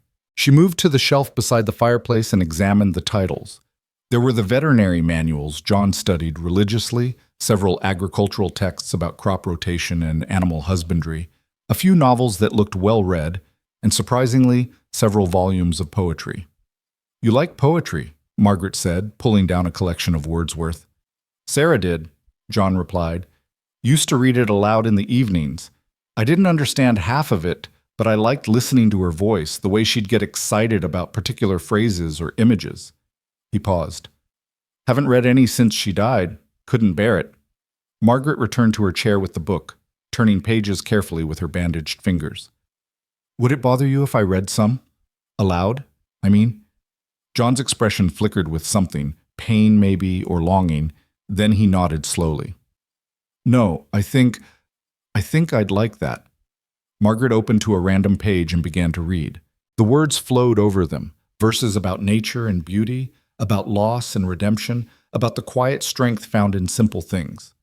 Her voice was nothing like Sarah's must have been, and she stumbled occasionally over unfamiliar phrases, but John listened with his eyes closed, his face gradually relaxing. When she finished the poem, he opened his eyes. Thank you. Thank you. Would you like me to read more?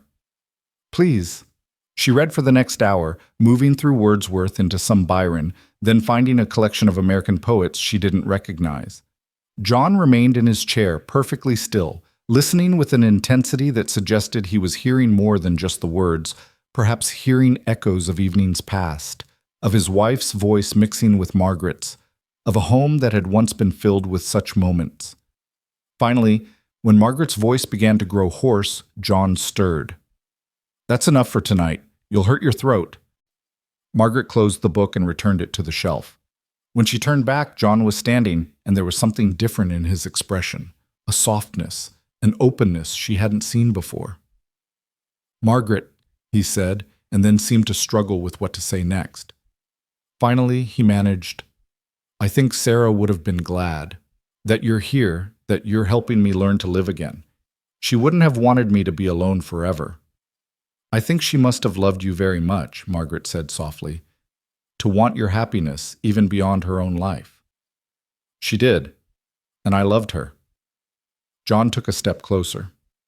I want to be honest with you about something. I don't know if I can love like that again. That kind of love, the kind Sarah and I had, I don't know if a person gets that twice in one lifetime. Margaret felt a pang in her chest but nodded. I understand. And I'm not asking for that, John. I'm asking for partnership, respect, companionship. If love comes, then that's a gift. If it doesn't, then we'll build something else, something just as valuable. You deserve more than just partnership, John said, his voice rough. You deserve someone who can give you everything. I deserve someone honest and kind who sees me as a person rather than an inconvenience or a burden, Margaret corrected. Someone who treats me as an equal partner, someone who makes me feel real again. And that's exactly what you've given me in just 4 days, John. That's worth more than pretty words about love that might not mean anything. John looked at her for a long moment, something shifting in his eyes. Then, slowly, carefully, he reached out and tucked a loose strand of hair behind her ear. His fingers lingered for just a moment against her cheek, rough and warm. You're remarkable, he said quietly. Truly remarkable. Margaret's heart beat faster at the gentleness of the touch. So are you. You just don't see it yet. They stood there in the lamplight, close enough that Margaret could see the flecks of gray in John's blue eyes, the fine lines around his mouth, the vulnerability he tried so hard to hide. She thought he might kiss her, hoped he might even, but instead he stepped back, clearing his throat. You should sleep. Tomorrow we rest, but the day after we'll need to start planning for town. Storm will have hit there too, and folks will need checking on. Plus, we've got a preacher to visit. His smile was small but real. Can't have you living here unmarried much longer. Wouldn't be proper. Heaven forbid we be improper, Margaret teased gently. Good night, John. Night, Margaret. She retreated to the bedroom, her heart still beating faster than normal, her cheeks still warm where his fingers had touched. She changed into her nightgown and climbed into bed, but sleep was slow to come. Her mind replayed the day, the backbreaking work, the growing ease between them, the moment by the fire when he touched her face with such unexpected tenderness. She was falling for him, Margaret realized, not in the desperate, consuming way of storybook romance, but in something slower, deeper, more real. She was falling for his quiet strength, his careful kindness, his willingness to honor the past while reaching toward the future. She was falling for the way he made her feel necessary, important, seen, and maybe, just maybe, he was starting to fall for her too. In the loft above, John lay awake staring at the ceiling. His hand still tingled slightly from where he'd touched Margaret's face, and he couldn't quite believe he'd done it. For 2 years he'd avoided physical contact beyond what was necessary, afraid that any tenderness might shatter the fragile control he'd maintained over his grief. But tonight, standing close to Margaret, listening to her read poetry in the lamplight, he'd felt something wake up inside him, something he'd thought dead and buried with Sarah. It wasn't the same feeling he'd had with Sarah. That had been young love, passionate and all-consuming, the kind of love that burned bright and fierce. This was different, quieter, steadier, like the difference between a wildfire and a hearth fire. Both were valuable, both provided warmth, but one consumed everything in its path while the other sustained and comforted. He could build a life with Margaret. He was already building one, day by day, conversation by conversation, shared task by shared task. She fit here in ways he hadn't anticipated, made the cabin feel like a home rather than a mausoleum. And more than that, she made him want to try again, to risk caring, to open himself to the possibility of happiness. It terrified him. But for the first time in 2 years, John Rowan felt something other than grief. He felt hope. Morning arrived with a softer quality than previous days, sunlight streaming through the windows in golden shafts that turned the frost patterns on the glass into intricate lacework. Margaret woke slowly, luxuriously, her body grateful for the promised day of rest. Her hands still ached from yesterday's work, but the pain had dulled to a manageable throb beneath John's careful bandaging. She emerged from the bedroom to find John already up, standing at the stove with his back to her. The smell of coffee filled the cabin, mixed with something sweet and yeasty that made her stomach growl despite herself. "What are you making?" she asked, moving closer. John turned, and she was struck again by how different he looked when he smiled, younger, lighter, almost boyish despite the gray threading his hair. "Flapjacks, Sarah's recipe. Figured if we're resting today, we might as well start it right." Margaret came to stand beside him, watching as he poured batter onto the hot griddle with practiced ease. The flapjacks bubbled and browned, and when he flipped them, they revealed perfect golden surfaces. "You're full of surprises," Margaret said. "A rancher who can cook." Had to learn after Sarah died. It was either that or starve. He slid 3 flapjacks onto a plate and handed it to her, then poured more batter for himself. "Besides, Sarah taught me. She said a man should know how to feed himself, that depending on others for every meal was a form of helplessness she wouldn't tolerate in her husband." "I like her more every time you mention her," Margaret said, carrying her plate to the table. John had already set out butter and a precious jar of maple syrup, luxuries that suggested he'd been saving them for a special occasion. They ate together in comfortable silence, the flapjacks light and perfectly sweetened, the syrup adding richness that made each bite feel like celebration. Margaret found herself studying John between bites, noting the relaxed set of his shoulders, the absence of that haunted look that had shadowed his eyes when she first arrived. He caught her looking and raised an eyebrow. "What?" "Just thinking how different you seem from the man who met me at the train station," Margaret said honestly. "Less like a mountain and more like a person." John considered this, chewing slowly. "I feel different. Lighter, somehow. Like I've been carrying something heavy for so long I forgot what it felt like to set it down, and you've helped me remember." "We helped each other," Margaret corrected. I was drowning in my own way back in Philadelphia. This place, this life, it's given me air to breathe again. After breakfast, true to his word, John declared the day one of rest. He handled the barn chores alone, refusing Margaret's offer of help, and returned with fresh milk and a report that all the animals were thriving despite the storm.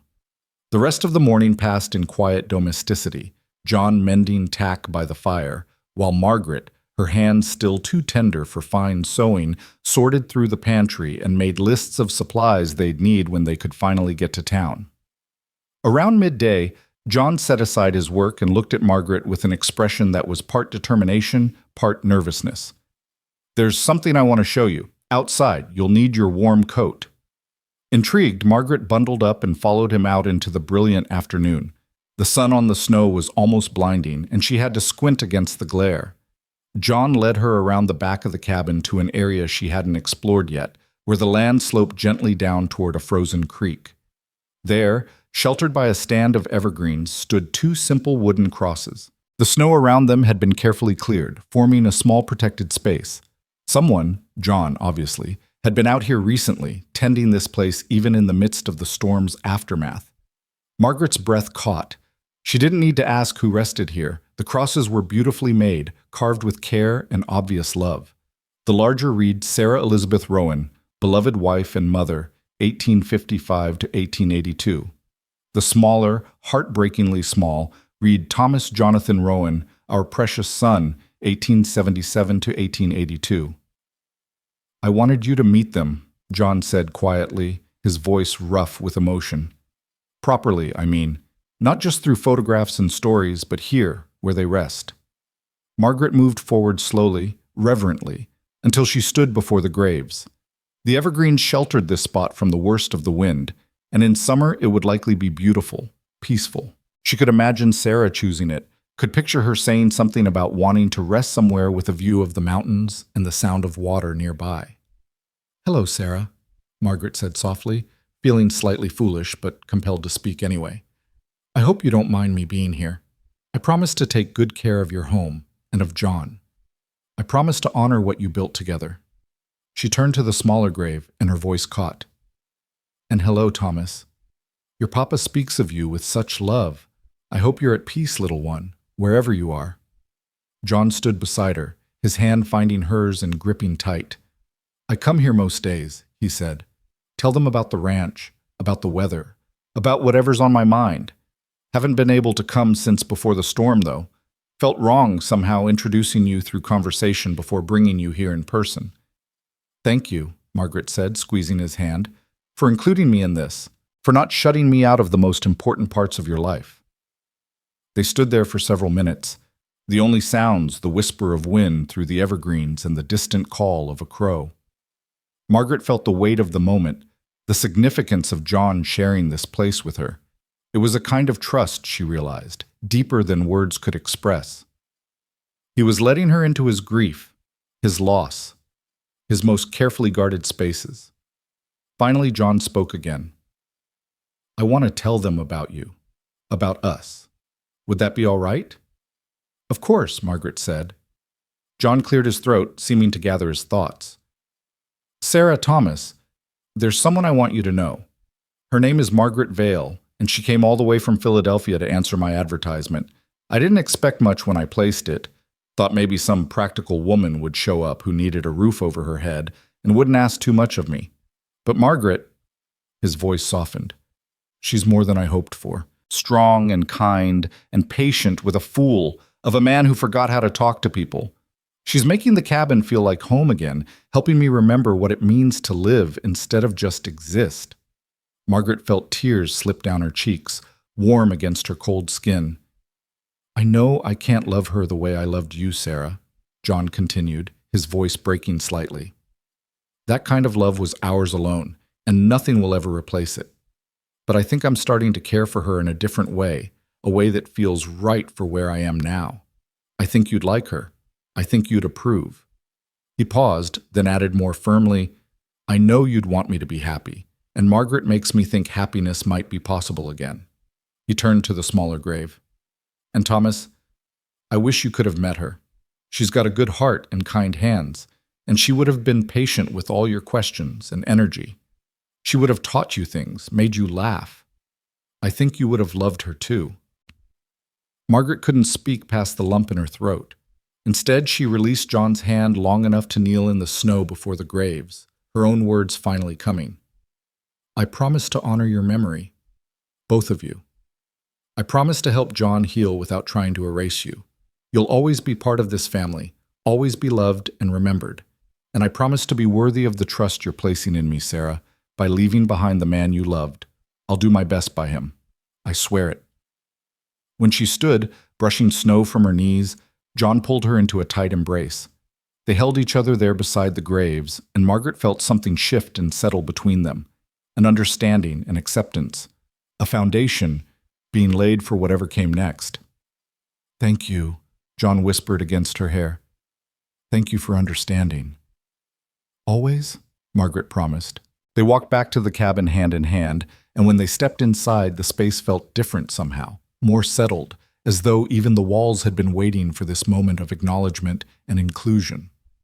John built up the fire while Margaret made tea, and they settled into their chairs with a companionship that felt earned rather than forced.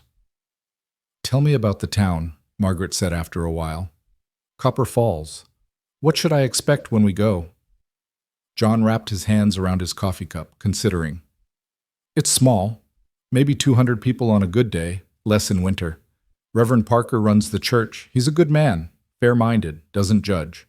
General store is owned by the Hansons, Swedish couple, salt of the earth. There's a saloon run by a woman named Pearl, and before you ask, it's a respectable establishment as far as saloons go.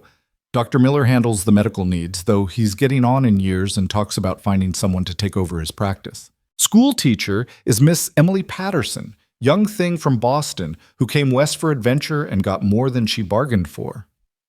And the people? What will they think of me? John's expression grew serious. They'll be curious. Probably already know about you. News travels fast in small towns, and the train conductor would have mentioned a woman getting off to meet me.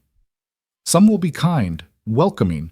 Others will judge, compare you to Sarah, whisper about whether it's too soon for me to remarry. He met her eyes directly. I won't lie and say it'll be easy. Small towns can be hard on outsiders, especially women, but I'll be beside you, and anyone who wants to make trouble will have to go through me first. The fierce protectiveness in his voice warmed Margaret more than the fire. I'm not afraid of gossip. I survived 6 years of it in Philadelphia. I can handle Montana. I believe you can, John said, and his smile was proud. Still, I want you prepared. Mrs. Hanson will probably interrogate you about your intentions while pretending to make small talk. Pearl will be more direct. She'll ask straight out why you're here and whether you're after John's land or his heart. Reverend Parker will want to counsel us about the sanctity of marriage. It'll be exhausting. But necessary, Margaret finished. We need supplies, and we need to get married properly. I can endure some uncomfortable conversations for that. The wedding itself will be simple, John continued. No time for anything fancy, and honestly, I'd prefer it that way. Quick ceremony in the church, maybe witnesses if we can find willing ones, then back here before dark. Unless you wanted something more. Margaret shook her head. Simple sounds perfect. I'm not marrying you for show, John. I'm marrying you to build a life. The ceremony is just a formality to make it legal and proper. Good. John seemed relieved. I was worried you might have expectations I couldn't meet. City women sometimes have ideas about weddings. This city woman has sewn enough elaborate wedding gowns to know they're more about display than substance, Margaret said dryly. I'll wear my best dress, say the words that matter, and come home to start our real life. That's all I need. They spent the afternoon in quiet companionship, John reading while Margaret attempted some light mending that didn't tax her healing hands too badly. Around 4, John stood and stretched, his joints popping audibly. Should check on the animals one more time before dark, he said. And I was thinking, tomorrow, if you're up for it, we could hitch up the wagon and head to town. Trails should be passable by now, at least the main road. Get the wedding done, pick up supplies, be back by evening. Margaret's heart jumped at the prospect, excitement and nervousness mixing into something that made her slightly breathless. Tomorrow? So soon? No point waiting, John said. but his expression was gentle, understanding. Unless you need more time, we can wait if you're not ready. Was she ready? Margaret examined her feelings carefully. She was about to marry a man she'd known for less than a week, commit herself legally and permanently to a life vastly different from anything she'd experienced. It should terrify her.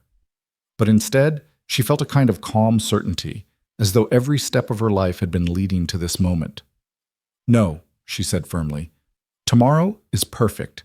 Let's get married, John Rowan, and make this official." His smile was brilliant, transforming his whole face. "Tomorrow, then.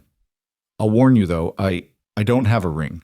Didn't think that far ahead when I placed the advertisement." "I don't need a ring," Margaret assured him. "I need a partner, and I already have that."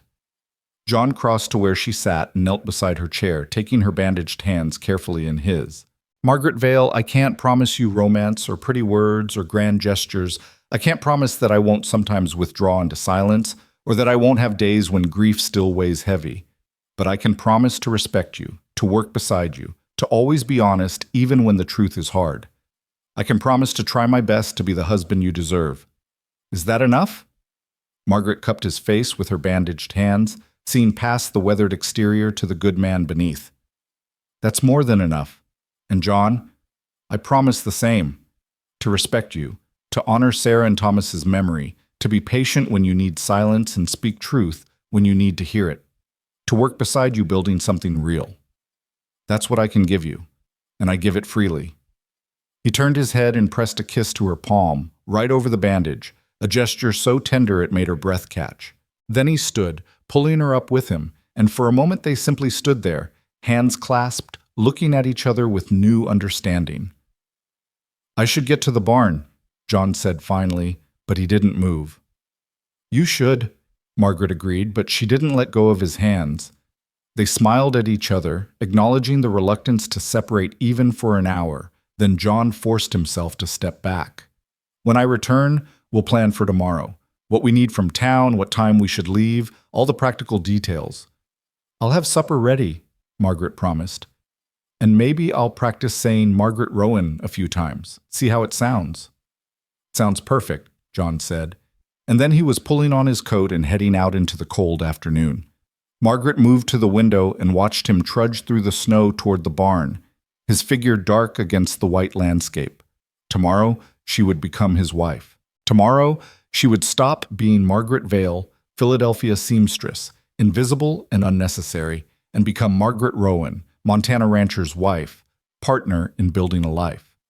The transformation seemed almost magical in its simplicity. She turned from the window and surveyed her domain, the cabin that was becoming her home, the rocking horse in the corner bearing silent witness to the past, the fire crackling warmly in the hearth. She thought of Sarah and Thomas resting under the evergreens, of John slowly learning to live again, of her own journey from that cold train platform to this moment of certainty. Life had brought her here through storms both literal and figurative, but she had survived. And more than that, she had found purpose, belonging, the possibility of happiness. Tomorrow would seal it all with vows and witnesses, making permanent what her heart had already accepted. Margaret moved to the kitchen and began preparing supper, humming as she worked. The melody was an old Irish tune her mother used to sing, something about new beginnings and brave journeys. It seemed appropriate for the moment, for the life she was choosing, for the woman she was becoming. When John returned from the barn, stamping snow from his boots and bringing with him a gust of cold air, he paused just inside the door. "You're humming again." "I am," Margaret confirmed, not stopping. "Does it bother you?" "No." His voice was soft, almost wondering. "It makes this place feel like home." That evening, they planned for the next day over supper, discussing logistics and necessities. They would leave at dawn to take advantage of the daylight, John driving the wagon while Margaret bundled up against the cold. The journey to Copper Falls would take approximately 3 hours given the condition of the roads. They would go straight to the church to find Reverend Parker and handle the wedding first, then visit the general store for supplies before heading home. "Should I prepare anything special?" Margaret asked. "For the ceremony, I mean?" John shook his head. "Just be yourself. That's all I want, all I need. We'll say the words, sign the register, and that'll be that. Simple and honest. like everything else between us. Later, as they sat by the fire in the final hours before their wedding day, John pulled something from his pocket. I know I said I don't have a ring, and that's true. But I do have something, if you'll accept it. He opened his palm to reveal a small brooch, simple silver, formed into the shape of a wild rose. Margaret recognized it immediately from the pressed flower on the mantel. Sarah's? She asked quietly. Her mother's originally, then Sarah's. She wore it on our wedding day, said it was for luck and remembrance. John's voice was steady but emotional. I can't give you a fancy ring, but I can give you this. It's been passed down through her family, woman to woman, as a symbol of strength and endurance. Sarah would want you to have it, I think. Would want you to carry on the tradition. Margaret took the brooch with trembling hands. It was beautiful in its simplicity, worn smooth by generations of women who had loved and lost and carried on anyway. John, are you sure? This is precious, irreplaceable. I'm sure. You're family now, or will be tomorrow, and family shares what matters. He closed her fingers around the brooch. Besides, Sarah told me once that objects are only valuable if they're used, if they're part of living. She'd hate the thought of it locked away in a drawer, doing nothing, meaning nothing. She'd want it worn, treasured, passed on eventually to whatever children we might have. The mention of potential children made Margaret's breath catch. They hadn't discussed that possibility, hadn't gone beyond the immediate future. But hearing John speak of it so naturally, so hopefully, filled her with a warmth that had nothing to do with the fire. Thank you, she said, her voice thick with emotion. I'll treasure it, and I'll try to be worthy of the women who wore it before me. You already are, John said simply. They sat together in the firelight, hands joined, the brooch resting between their palms like a promise. Outside, the Montana night was clear and cold, stars brilliant in the black sky. Inside, two people prepared to join their lives together, building on foundations of loss and hope, grief and healing, honest partnership, and the fragile beginning of something that might, given time and care, become love. Margaret thought about the next day, about standing in a small church and promising herself to this quiet, broken, healing man. She thought about the life they would build together, the challenges they would face, the moments of joy and sorrow that awaited them, and she felt for the first time in years truly ready, ready to be seen, to matter, to build something real, ready to become Margaret Rowan, ready to come home. That night, Margaret lay in bed, unable to sleep despite her exhaustion, her mind racing with thoughts of tomorrow. She rose and moved to the window, looking out at the moonlit snow, and saw a light in the loft above the main room. John was awake too, both of them keeping vigil in their separate spaces, preparing in their own ways for the vows they would speak. Margaret pressed her hand against the cold glass and thought of Sarah, who had once stood in this very room, looking out at this same view. Thank you, she whispered to the ghost of a woman she'd never met. Thank you for loving him so well, for building this home, for giving me the chance to carry on what you started. I'll do my best by him, Sarah, I promise. The light in the loft flickered, and Margaret wondered if John was thinking similar thoughts, making his own promises to the past while reaching toward the future. They were both carrying ghosts tomorrow, his more literal than hers, but both real, both honored. It was right, Margaret thought. The past should be remembered, not erased. Sarah and Thomas would always be part of John's story, which meant they would always be part of hers, too. She returned to bed and finally slept, dreaming of wild roses and mountain snow, of silent men who slowly learned to speak and invisible women who found their voices. She dreamed of a small church and simple vows, of calloused hands joining together, of partnership and respect building something stronger than romance ever could. She dreamed of home. John, in the loft above, finally closed his book and extinguished his lamp. He lay in the darkness, thinking about the woman sleeping below, about the ceremony tomorrow would bring, about the future that suddenly seemed possible again. He thought about Sarah and Thomas resting under the evergreens, and he whispered his own promises to them. I'll always love you both. That won't change, can't change. But I'm going to try to live again, really live, the way you wanted me to, Sarah. Margaret is giving me that chance, and I'm going to take it. I hope you understand. I hope you approve. The cabin settled around him with its familiar creaks and sighs, and John felt something he hadn't felt in 2 years. Peace. Not the absence of pain, but something deeper, a kind of acceptance. Sarah and Thomas were gone, and that would always hurt. But life continued, demanded to be lived, offered new chances and new beginnings if he was brave enough to accept them. Tomorrow he would marry Margaret Vale, and together they would forge something new from the pieces of their broken pasts. It wouldn't be the same as what he'd had with Sarah.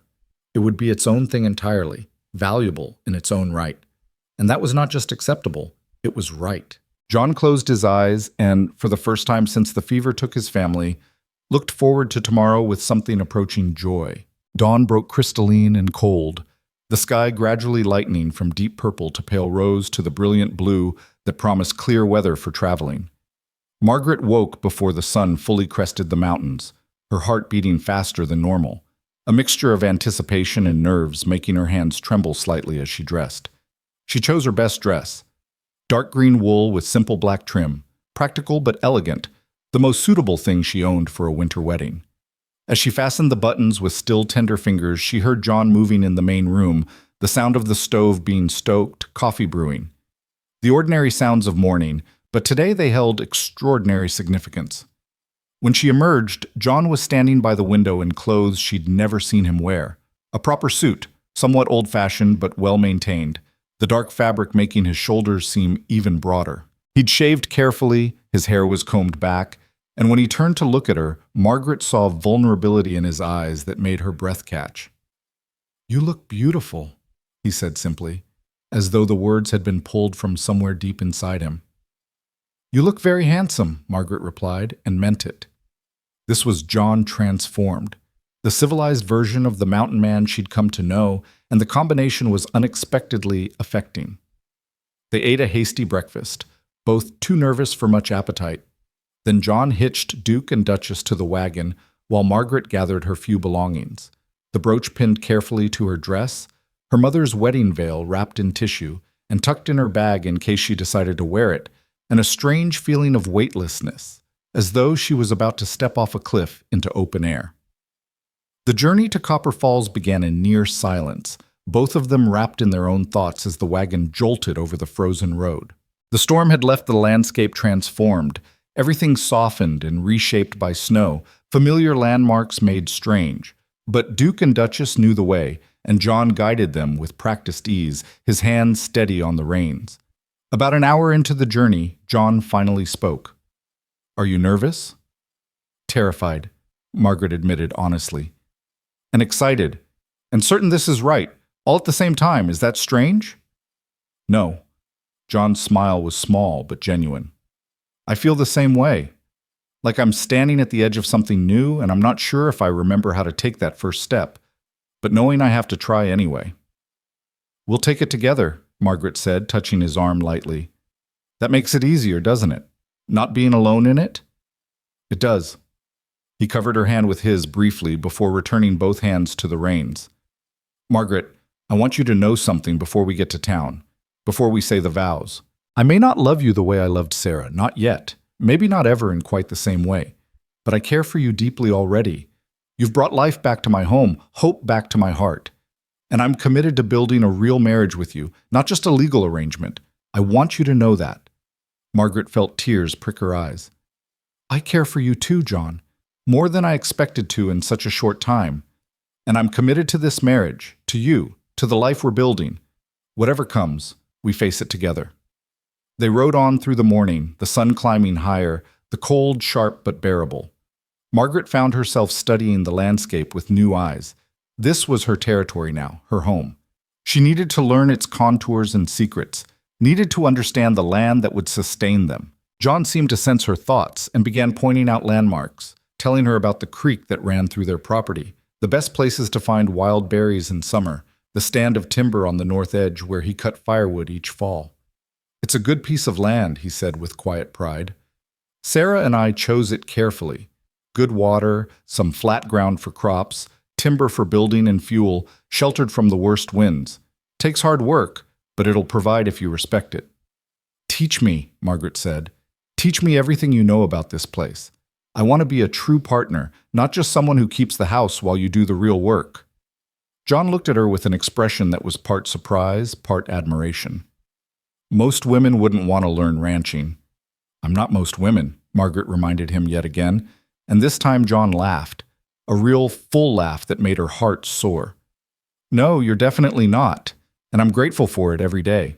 Copper Falls appeared on the horizon just before noon, a small cluster of buildings huddled against the vast Montana landscape like children seeking shelter. As they drew closer, Margaret could see people moving about despite the cold, the town going about its business, life continuing regardless of storms or personal dramas. She squared her shoulders, preparing herself for the scrutiny she knew awaited. John guided the wagon down the main street, and Margaret felt curious eyes following their progress. She kept her head high, her expression pleasant but not overly eager, neither ashamed nor defiant, simply a woman going about her business.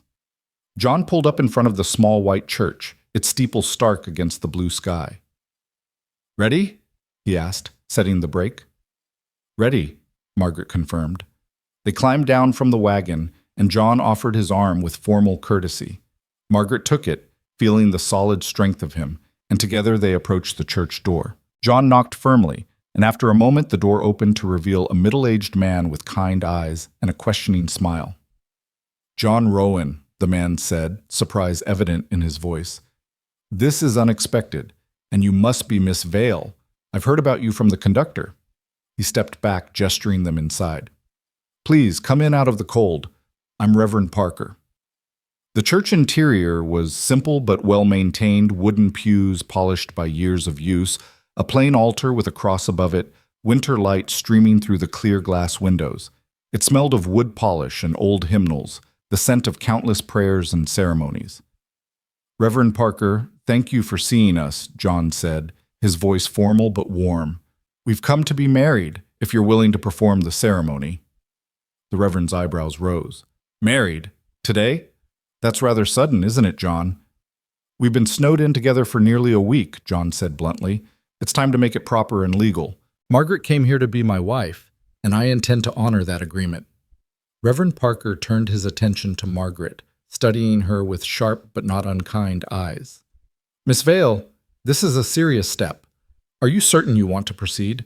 You've known John for less than a week. Marriage is a lifelong commitment, not something to enter into lightly." Margaret met his gaze directly. "Reverend, I'm 28 years old. I've spent years thinking about what I want in life, in a husband, in a partnership. I came to Montana with my eyes open, knowing exactly what I was choosing. John Rowan is an honest, decent man who needs a partner and who treats me with respect. That's more than most women get in a marriage. Yes, I'm certain." The Reverend's expression softened. "Well said, my dear. And you, John? Are you certain you're ready for this? It's only been 2 years since Sarah—" "I know exactly how long it's been," John interrupted, his voice gentle but firm. "And I know Sarah wouldn't want me to spend the rest of my life alone, frozen in grief. Margaret understands what she's stepping into, understands that Sarah and Thomas will always be part of my story, and she's willing to accept that, to honor their memory while helping me build something new. That takes a rare kind of strength and generosity, Reverend. I'd be a fool not to recognize it." Reverend Parker was quiet for a moment, then nodded slowly. "Very well. If you're both certain, then I'll perform the ceremony. But first, let me speak with Miss Vale privately for a moment. John, if you'll wait outside." John squeezed Margaret's hand and stepped out. The Reverend gestured for Margaret to sit in the front pew, and he settled beside her with a concerned expression. "Miss Vale, Margaret, I need to be sure you understand what you're undertaking. John is a good man, one of the best I know, but he's also deeply wounded. His grief runs profound, and there will be difficult days ahead. Days when he withdraws, when the memories overwhelm him, when you might feel like you're living with a ghost. Are you prepared for that?" Margaret considered her words carefully. "Reverend Parker, I'm not naive enough to think this will be easy. I know John is still healing, that he may always carry some of that grief, but I also know that healing happens better with someone beside you than alone. I'm not trying to replace Sarah or erase his pain. I'm trying to help him learn to live again, while building my own life in the process. We're partners in survival first, and maybe love will come from that foundation. Maybe it won't. But either way, we'll face it together, honestly and with respect. That's enough for me." The Reverend smiled, genuine warmth in his expression. "You're a wise woman, Margaret Vale, wiser than your years would suggest. I think you and John might just make this work." He stood, offering his hand to help her up. "Let's bring him back in and make you Margaret Rowan." John was pacing outside, his breath forming clouds in the cold air. When the door opened, he spun around, relief evident on his face. "Everything all right?" "Everything's perfect," Margaret assured him. "Shall we get married now?" They re-entered the church, and Reverend Parker took his position before the altar. "We'll need witnesses," he said. "I'll fetch my wife, and perhaps we can find one more person quickly." He disappeared through a side door and returned moments later with a pleasant-faced woman who smiled warmly at Margaret, and behind her, to Margaret's surprise, came the train conductor who had brought her to Copper Falls. "Mr. Henderson," John said, surprised. "I didn't know you were still in town." "Storm kept me here," the conductor replied, his weathered face creasing in a smile.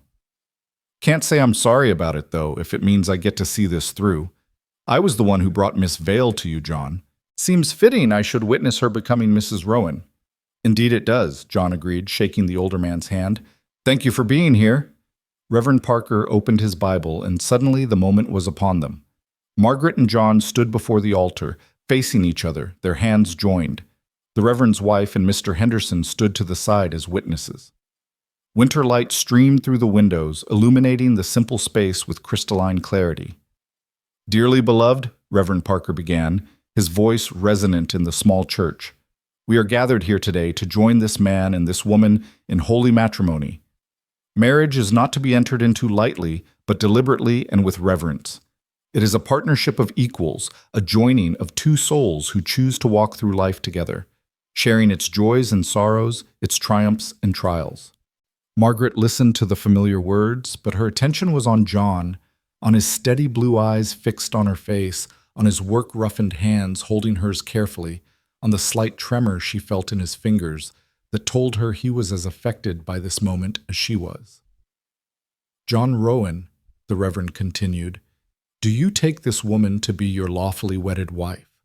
Do you promise to love, honor, and cherish her in sickness and in health, for richer or poorer, for better or worse, as long as you both shall live?" John's voice, when it came, was steady and sure, louder than Margaret had ever heard it. "I do." "And Margaret Vale, do you take this man to be your lawfully wedded husband? Do you promise to love, honor, and cherish him, in sickness and in health, for richer or poorer, for better or worse, as long as you both shall live?" Margaret looked into John's eyes and saw past the present moment to the future they would build together, the challenges they would face, the life they would create, the possibility of happiness earned through partnership and respect. "I do," she said clearly. "Then, by the power vested in me by the territory of Montana and by God above, I pronounce you husband and wife." Reverend Parker smiled. "John, you may kiss your bride." John hesitated only briefly, then leaned down and pressed his lips to Margaret's in a kiss that was tender, careful, and full of promise. It lasted only a moment, but in that moment Margaret felt the full weight of what they'd just done, the binding together of two lives, the creation of something entirely new. When they separated, both were smiling. Mrs. Parker dabbed at her eyes with a handkerchief, and Mr. Henderson clapped John on the back with hearty congratulations. They signed the marriage register with the Reverend's pen, John's handwriting firm and clear, Margaret's smaller but equally certain. "Margaret Rowan," she wrote, and the name felt right, felt like coming home. They emerged from the church into the bright afternoon as husband and wife, and Margaret felt transformed by more than just legal status. She was no longer the invisible seamstress from Philadelphia, no longer the spinster defined by what she lacked. She was Margaret Rowan, rancher's wife, partner in building a life, a woman with purpose and place. Word had spread quickly, as it did in small towns, and several people had gathered outside the church, curious, some friendly, some reservedly judgment. John kept Margaret's hand firmly in his as they faced the small crowd. A large woman in a practical wool coat pushed forward, her expression stern but not unkind. "John Rowan, you might have told folks you were planning to marry. We'd have prepared something proper."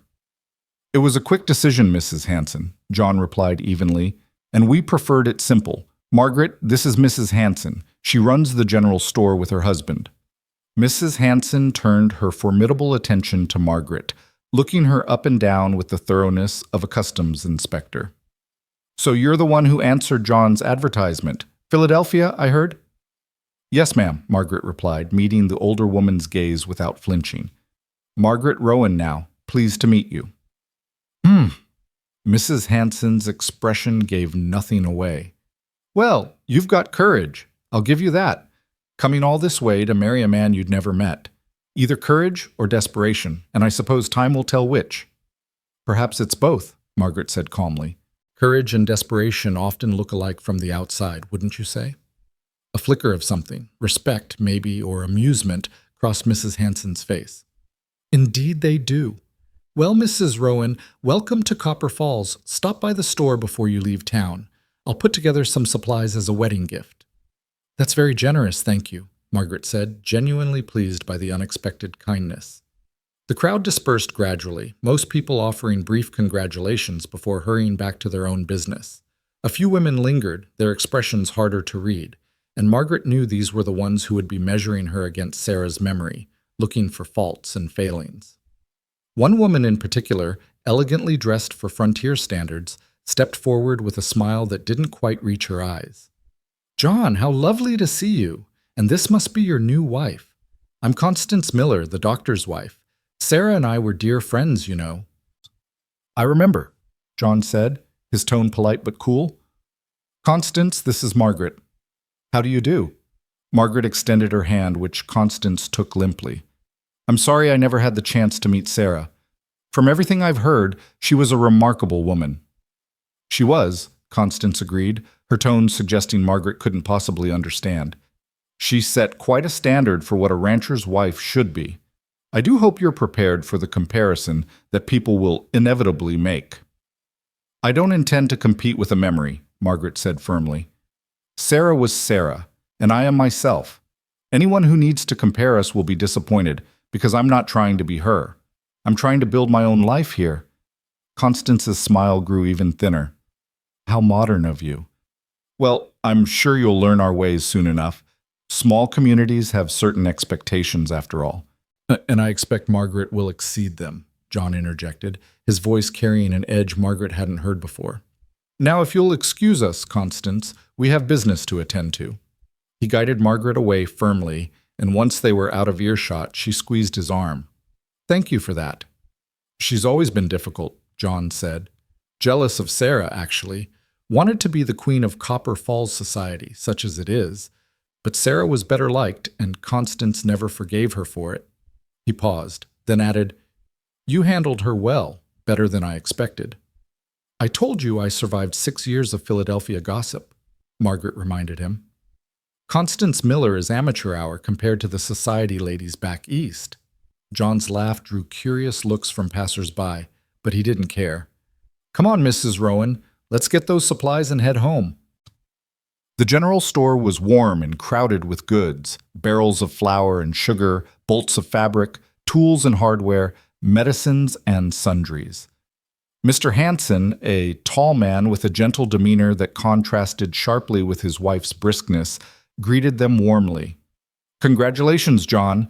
Mrs. Rowan, welcome to the family, so to speak. What can we help you with today? They spent the next hour selecting supplies. Flour, coffee, sugar, salt, dried beans, canned vegetables, a tin of real tea for Margaret. John added practical items they'd need for the ranch, while Margaret chose some fabric and thread, already planning curtains and small improvements to the cabin. Mrs. Hanson, true to her word, added several items as a gift: a jar of honey, a tin of cookies, and, surprisingly, a small bottle of vanilla extract. For baking, she said gruffly when Margaret thanked her. A home needs the smell of fresh baking. Sarah knew that, and I expect you do too. I do? Margaret agreed, touched by the gesture. Thank you, Mrs. Hanson. This is very kind. As John settled the bill, Mr. Henderson appeared in the doorway, slightly out of breath. John, Margaret, I wanted to catch you before you left. Got something for you. He pressed a small package wrapped in brown paper into Margaret's hands. Just a little something. Open it later at home. And Margaret, I'm glad I brought you here. I think you're going to be just fine. The package tucked safely in her bag, they loaded the wagon and prepared to depart. The sun was already beginning its descent, and they needed to reach home before full dark. John helped Margaret up to the seat, then climbed up beside her, gathering the reins. As they pulled away from Copper Falls, Margaret looked back at the small town. Her town now, part of her new life. Some faces had been welcoming, others skeptical, still others openly hostile. But she'd survived the scrutiny, held her head high, and emerged as Margaret Rowan, a woman with a place and purpose. You did well, John said quietly as the town disappeared behind them. Better than well. You were perfect. I was myself, Margaret corrected. That's all I know how to be. It's all I want you to be, John assured her. He reached over and took her hand, holding it as he guided the horses with his other hand. Margaret Rowan, still getting used to the sound of it. Me too, Margaret admitted. But I like it. I like being your wife, John. I like you being my wife too. He squeezed her hand gently. Ready to go home, Mrs. Rowan? More than ready. The journey home took on a different quality than the journey out. They were returning as a married couple, bound legally and spiritually, committed to the future they would build together. They talked more freely now, sharing small observations and stories, John pointing out landmarks and Margaret asking questions about the ranch operations. As the sun touched the mountains, painting the sky in shades of orange and pink, the cabin came into view. Margaret felt her heart lift at the sight. This was home now, truly and completely hers.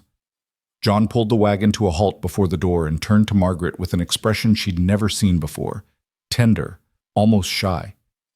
There's a tradition, he said, about carrying the bride over the threshold. Would that be all right? Margaret's heart swelled. I'd like that very much. John climbed down and came around to her side, reaching up to lift her from the seat. She came willingly, letting him swing her down and into his arms. He carried her with surprising ease, his arms strong and sure, and kicked open the cabin door. Inside, he set her down gently, but didn't immediately release her. They stood in the doorway, arms around each other, looking at the space that was now undeniably theirs together. No longer John's cabin where Margaret was a guest, but their home, their future. Welcome home, Margaret, John said softly. Thank you, she replied, and reached up to cup his face. For everything, for taking a chance on me, for being patient, for being honest, for giving me a life worth living. Thank you, John echoed, for seeing past my silence, for bringing life back to this place, for being exactly who you are. He hesitated, then added, I know I said I might never love like I loved Sarah, but Margaret, I'm already starting to love you in a different way, a way that's just ours. It's not the same, but it's real, and it's growing stronger every day. Tears slipped down Margaret's cheeks. I love you too, John. I think I started loving you when you draped that buffalo hide over me in the wagon, caring for a stranger without expectation of anything in return. And I've been falling more in love with you every day since. He kissed her then, properly this time, without an audience or the formality of ceremony. It was a kiss that promised partnership and passion, respect and desire, a future built on honesty and hard work and the slow, steady growth of genuine affection. When they finally separated, both were smiling. Should unload the wagon, John said reluctantly. Should, Margaret agreed, making no move to step away. They laughed together and the sound filled the cabin with warmth. Finally, they forced themselves apart and set about the practical task of unloading supplies. Working together in the gathering twilight, they carried flour and coffee, fabric and tools, building their life one armload at a time. When everything was stowed and the horses tended, they returned to the cabin and Margaret lit the lamps while John built up the fire. The space glowed with warmth and light, transformed from the sparse, grief-stricken place Margaret had first entered into something alive and hopeful. I'm going to make us a proper wedding supper, Margaret announced. Nothing fancy, but something special. Let me help, John said, and together they prepared a meal, fried chicken from the cold box, potatoes with butter, the fresh bread Margaret had made days ago, and the honey Mrs. Hanson had gifted them drizzled over everything. They opened Mr. Henderson's package to find a small tin of peaches, a luxury that made Margaret gasp with delight. They ate at the table, passing dishes and talking about everything and nothing, plans for spring planting, improvements to the barn, whether they should get a dog, what they'd name their first cow-calf when Clover eventually produced one. Ordinary conversation about an ordinary life. But to Margaret, it felt extraordinary, precious, the kind of companionship she'd dreamed of but never quite believed she'd find. After supper, Margaret produced the vanilla extract and announced her intention to bake something for tomorrow. John watched her work with undisguised affection, and when she caught him staring, he didn't look away. "Just appreciating my wife," he said simply. "Your wife appreciates being appreciated," Margaret replied, and they grinned at each other like young people experiencing first love, which in a way they were. This was a first love for both of them, different from what came before but no less valuable. As the evening deepened, John added logs to the fire and they settled into their chairs. Their chairs now, no longer his chair and Sarah's chair, but chairs belonging to John and Margaret Rowan, partners building a life. John reached for Margaret's hand, and she gave it willingly. "Tell me something," John said. "Something you haven't told me yet, something about you I should know." Margaret thought for a moment. "I'm afraid sometimes. Afraid I won't be enough, won't know enough, won't be strong enough for this life. I'm afraid I'll disappoint you, or fail at something important, or—" "You won't," John interrupted gently. "Or maybe you will sometimes, because everyone fails occasionally. But Margaret, you're already more than enough. You faced down a blizzard, Mrs. Hanson, and Constance Miller all in 1 week. You've brought warmth and life back to a place that was dying from loneliness. You've honored my past while helping me build a future. That takes strength I didn't know existed." "Your turn," Margaret said. "Tell me something." John was quiet for a long moment. "I'm afraid too. Afraid of losing someone again, afraid of caring too much and having it torn away. For 2 years, I've been half alive, and it was safe because nothing could hurt me when I was already broken. But you've made me want to live again, really live, and that means risking my heart. It terrifies me." Margaret squeezed his hand. "Then we'll be afraid together, and we'll be brave together too. That's what partners do." "That's what partners do," John agreed. They sat in companionable silence, watching the fire dance, thinking about the day that had transformed them both. Finally, as the clock on the mantel chimed 9, John stood and helped Margaret to her feet. "It's been a long day," he said. "You should rest." Margaret looked toward the bedroom, then back at John, then at the ladder leading to the loft. She made a decision. "John, I'm your wife now, properly and legally. I don't expect anything you're not ready to give, but I'd like us to share a room, share a life completely, not with walls and floors between us." John's breath caught. "Margaret, I don't want to rush." "We'll only do what feels right," Margaret assured him. "But I'd like to fall asleep beside my husband and wake beside him in the morning. Can we at least start with that?" He nodded slowly, emotion thick in his throat. Yeah, I'd like that too." They prepared for bed with a mixture of shyness and anticipation. John brought his few belongings down from the loft while Margaret changed into her nightgown in the bedroom. When she emerged, John was waiting, also in his nightclothes, looking uncertain. "I haven't shared a bed with anyone since Sarah," he admitted. I don't know what to—" Margaret took his hand and led him to the bedroom. "We'll figure it out together. That's what we've been doing all along, isn't it?" They climbed into bed from opposite sides, the space between them both small and infinite. Margaret could feel the warmth of John's body beside her, could hear his breathing in the darkness. After a moment, she rolled toward him. "John, would you hold me? Just hold me?" His answer was to pull her close, wrapping his arms around her and tucking her head beneath his chin. She fit against him perfectly, as though they'd been designed for exactly this. Margaret felt the steady beat of his heart, the rise and fall of his chest, the solid strength of him surrounding her. "This is nice," John murmured into her hair. "Really nice." "It is," Margaret agreed, already feeling sleep tugging at her. "John?" "Yeah?" "I'm glad I got on that train. I'm glad the storm trapped us together. I'm glad I answered your advertisement. I'm glad for all of it." His arms tightened around her. "Me too, Margaret. Me too." They fell asleep like that, wrapped together, two wounded people finding healing in each other's arms.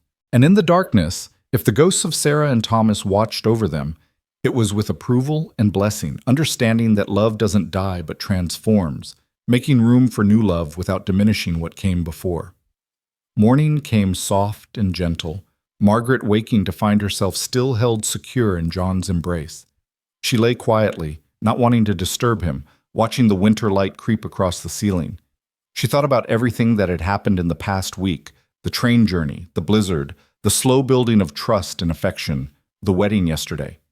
It seemed impossible that her entire life could change so completely in 7 days, and yet here she was, Margaret Rowan, held by a man who was learning to love again, building a home in the Montana wilderness.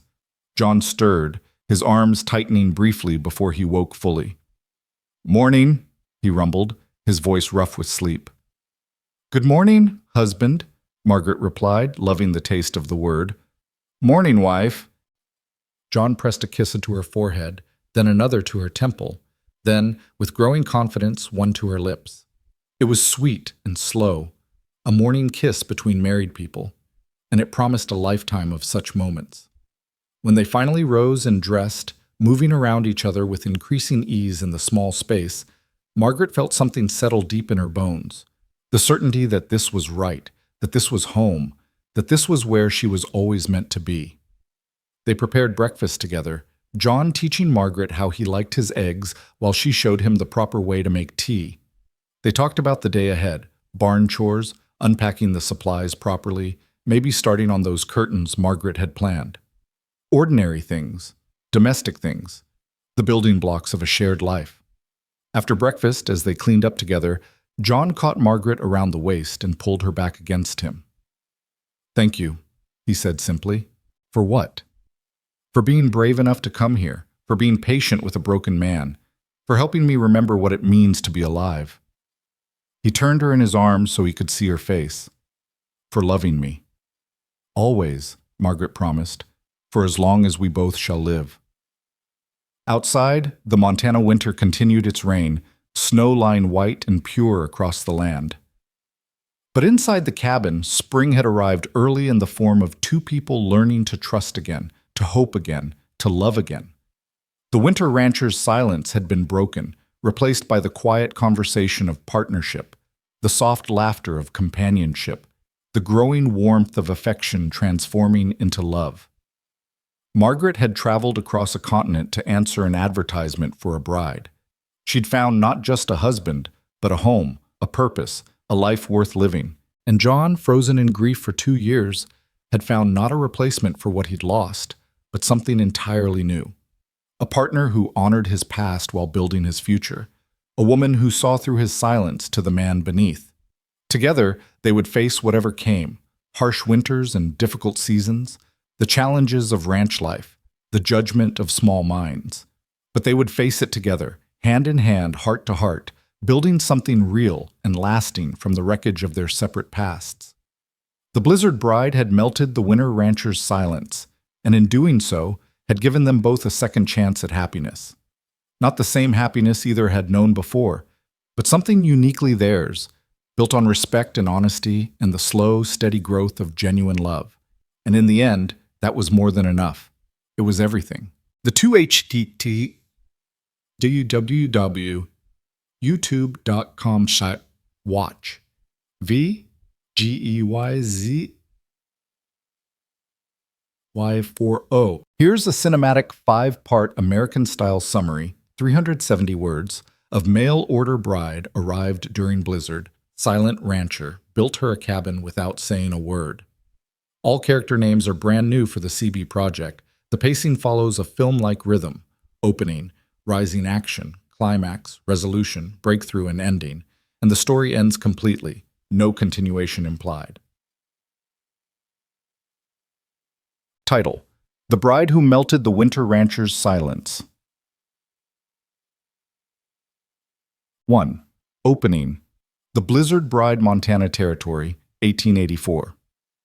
When Margaret Vale stepped off the last train before the storm, the wind bit through her city coat like knives. She'd answered an ad from a widowed rancher named John Rowan, a man who promised a roof, a future, and honest work. He appeared from the white squall, tall, broad-shouldered, a face carved from weather and sorrow. He said almost nothing, only lifted her carpetbag and murmured, "Storm's close." By the time they reached his cabin, snow erased the trail behind them. She realized she was truly cut off from the world, bound to a stranger who spoke with his hands more than his mouth. 2. Rising Action. A cabin of quiet souls. John gave her the bedroom and slept in the loft. For 3 days, the blizzard trapped them inside, two ghosts of different worlds circling the same fire. Margaret cooked, mended, filled silence with small tasks. John split wood, fed horses, and watched her with wary eyes. When she thanked him, he simply nodded. But small things spoke louder than words. The way he draped the buffalo hide over her shoulders, the books of poetry stacked beside his veterinary manuals, the single photograph of a smiling woman and a grave-faced child. Widow and widower alike, they carried losses too heavy to name. 3. Climax. The storm inside. One night, the wind shrieked hard enough to shake the cabin. Margaret found John pacing, eyes haunted. "Storm like this took them," he said at last, his wife and son buried by fever and snow. "If it happens again," she touched his arm. "You didn't fail them.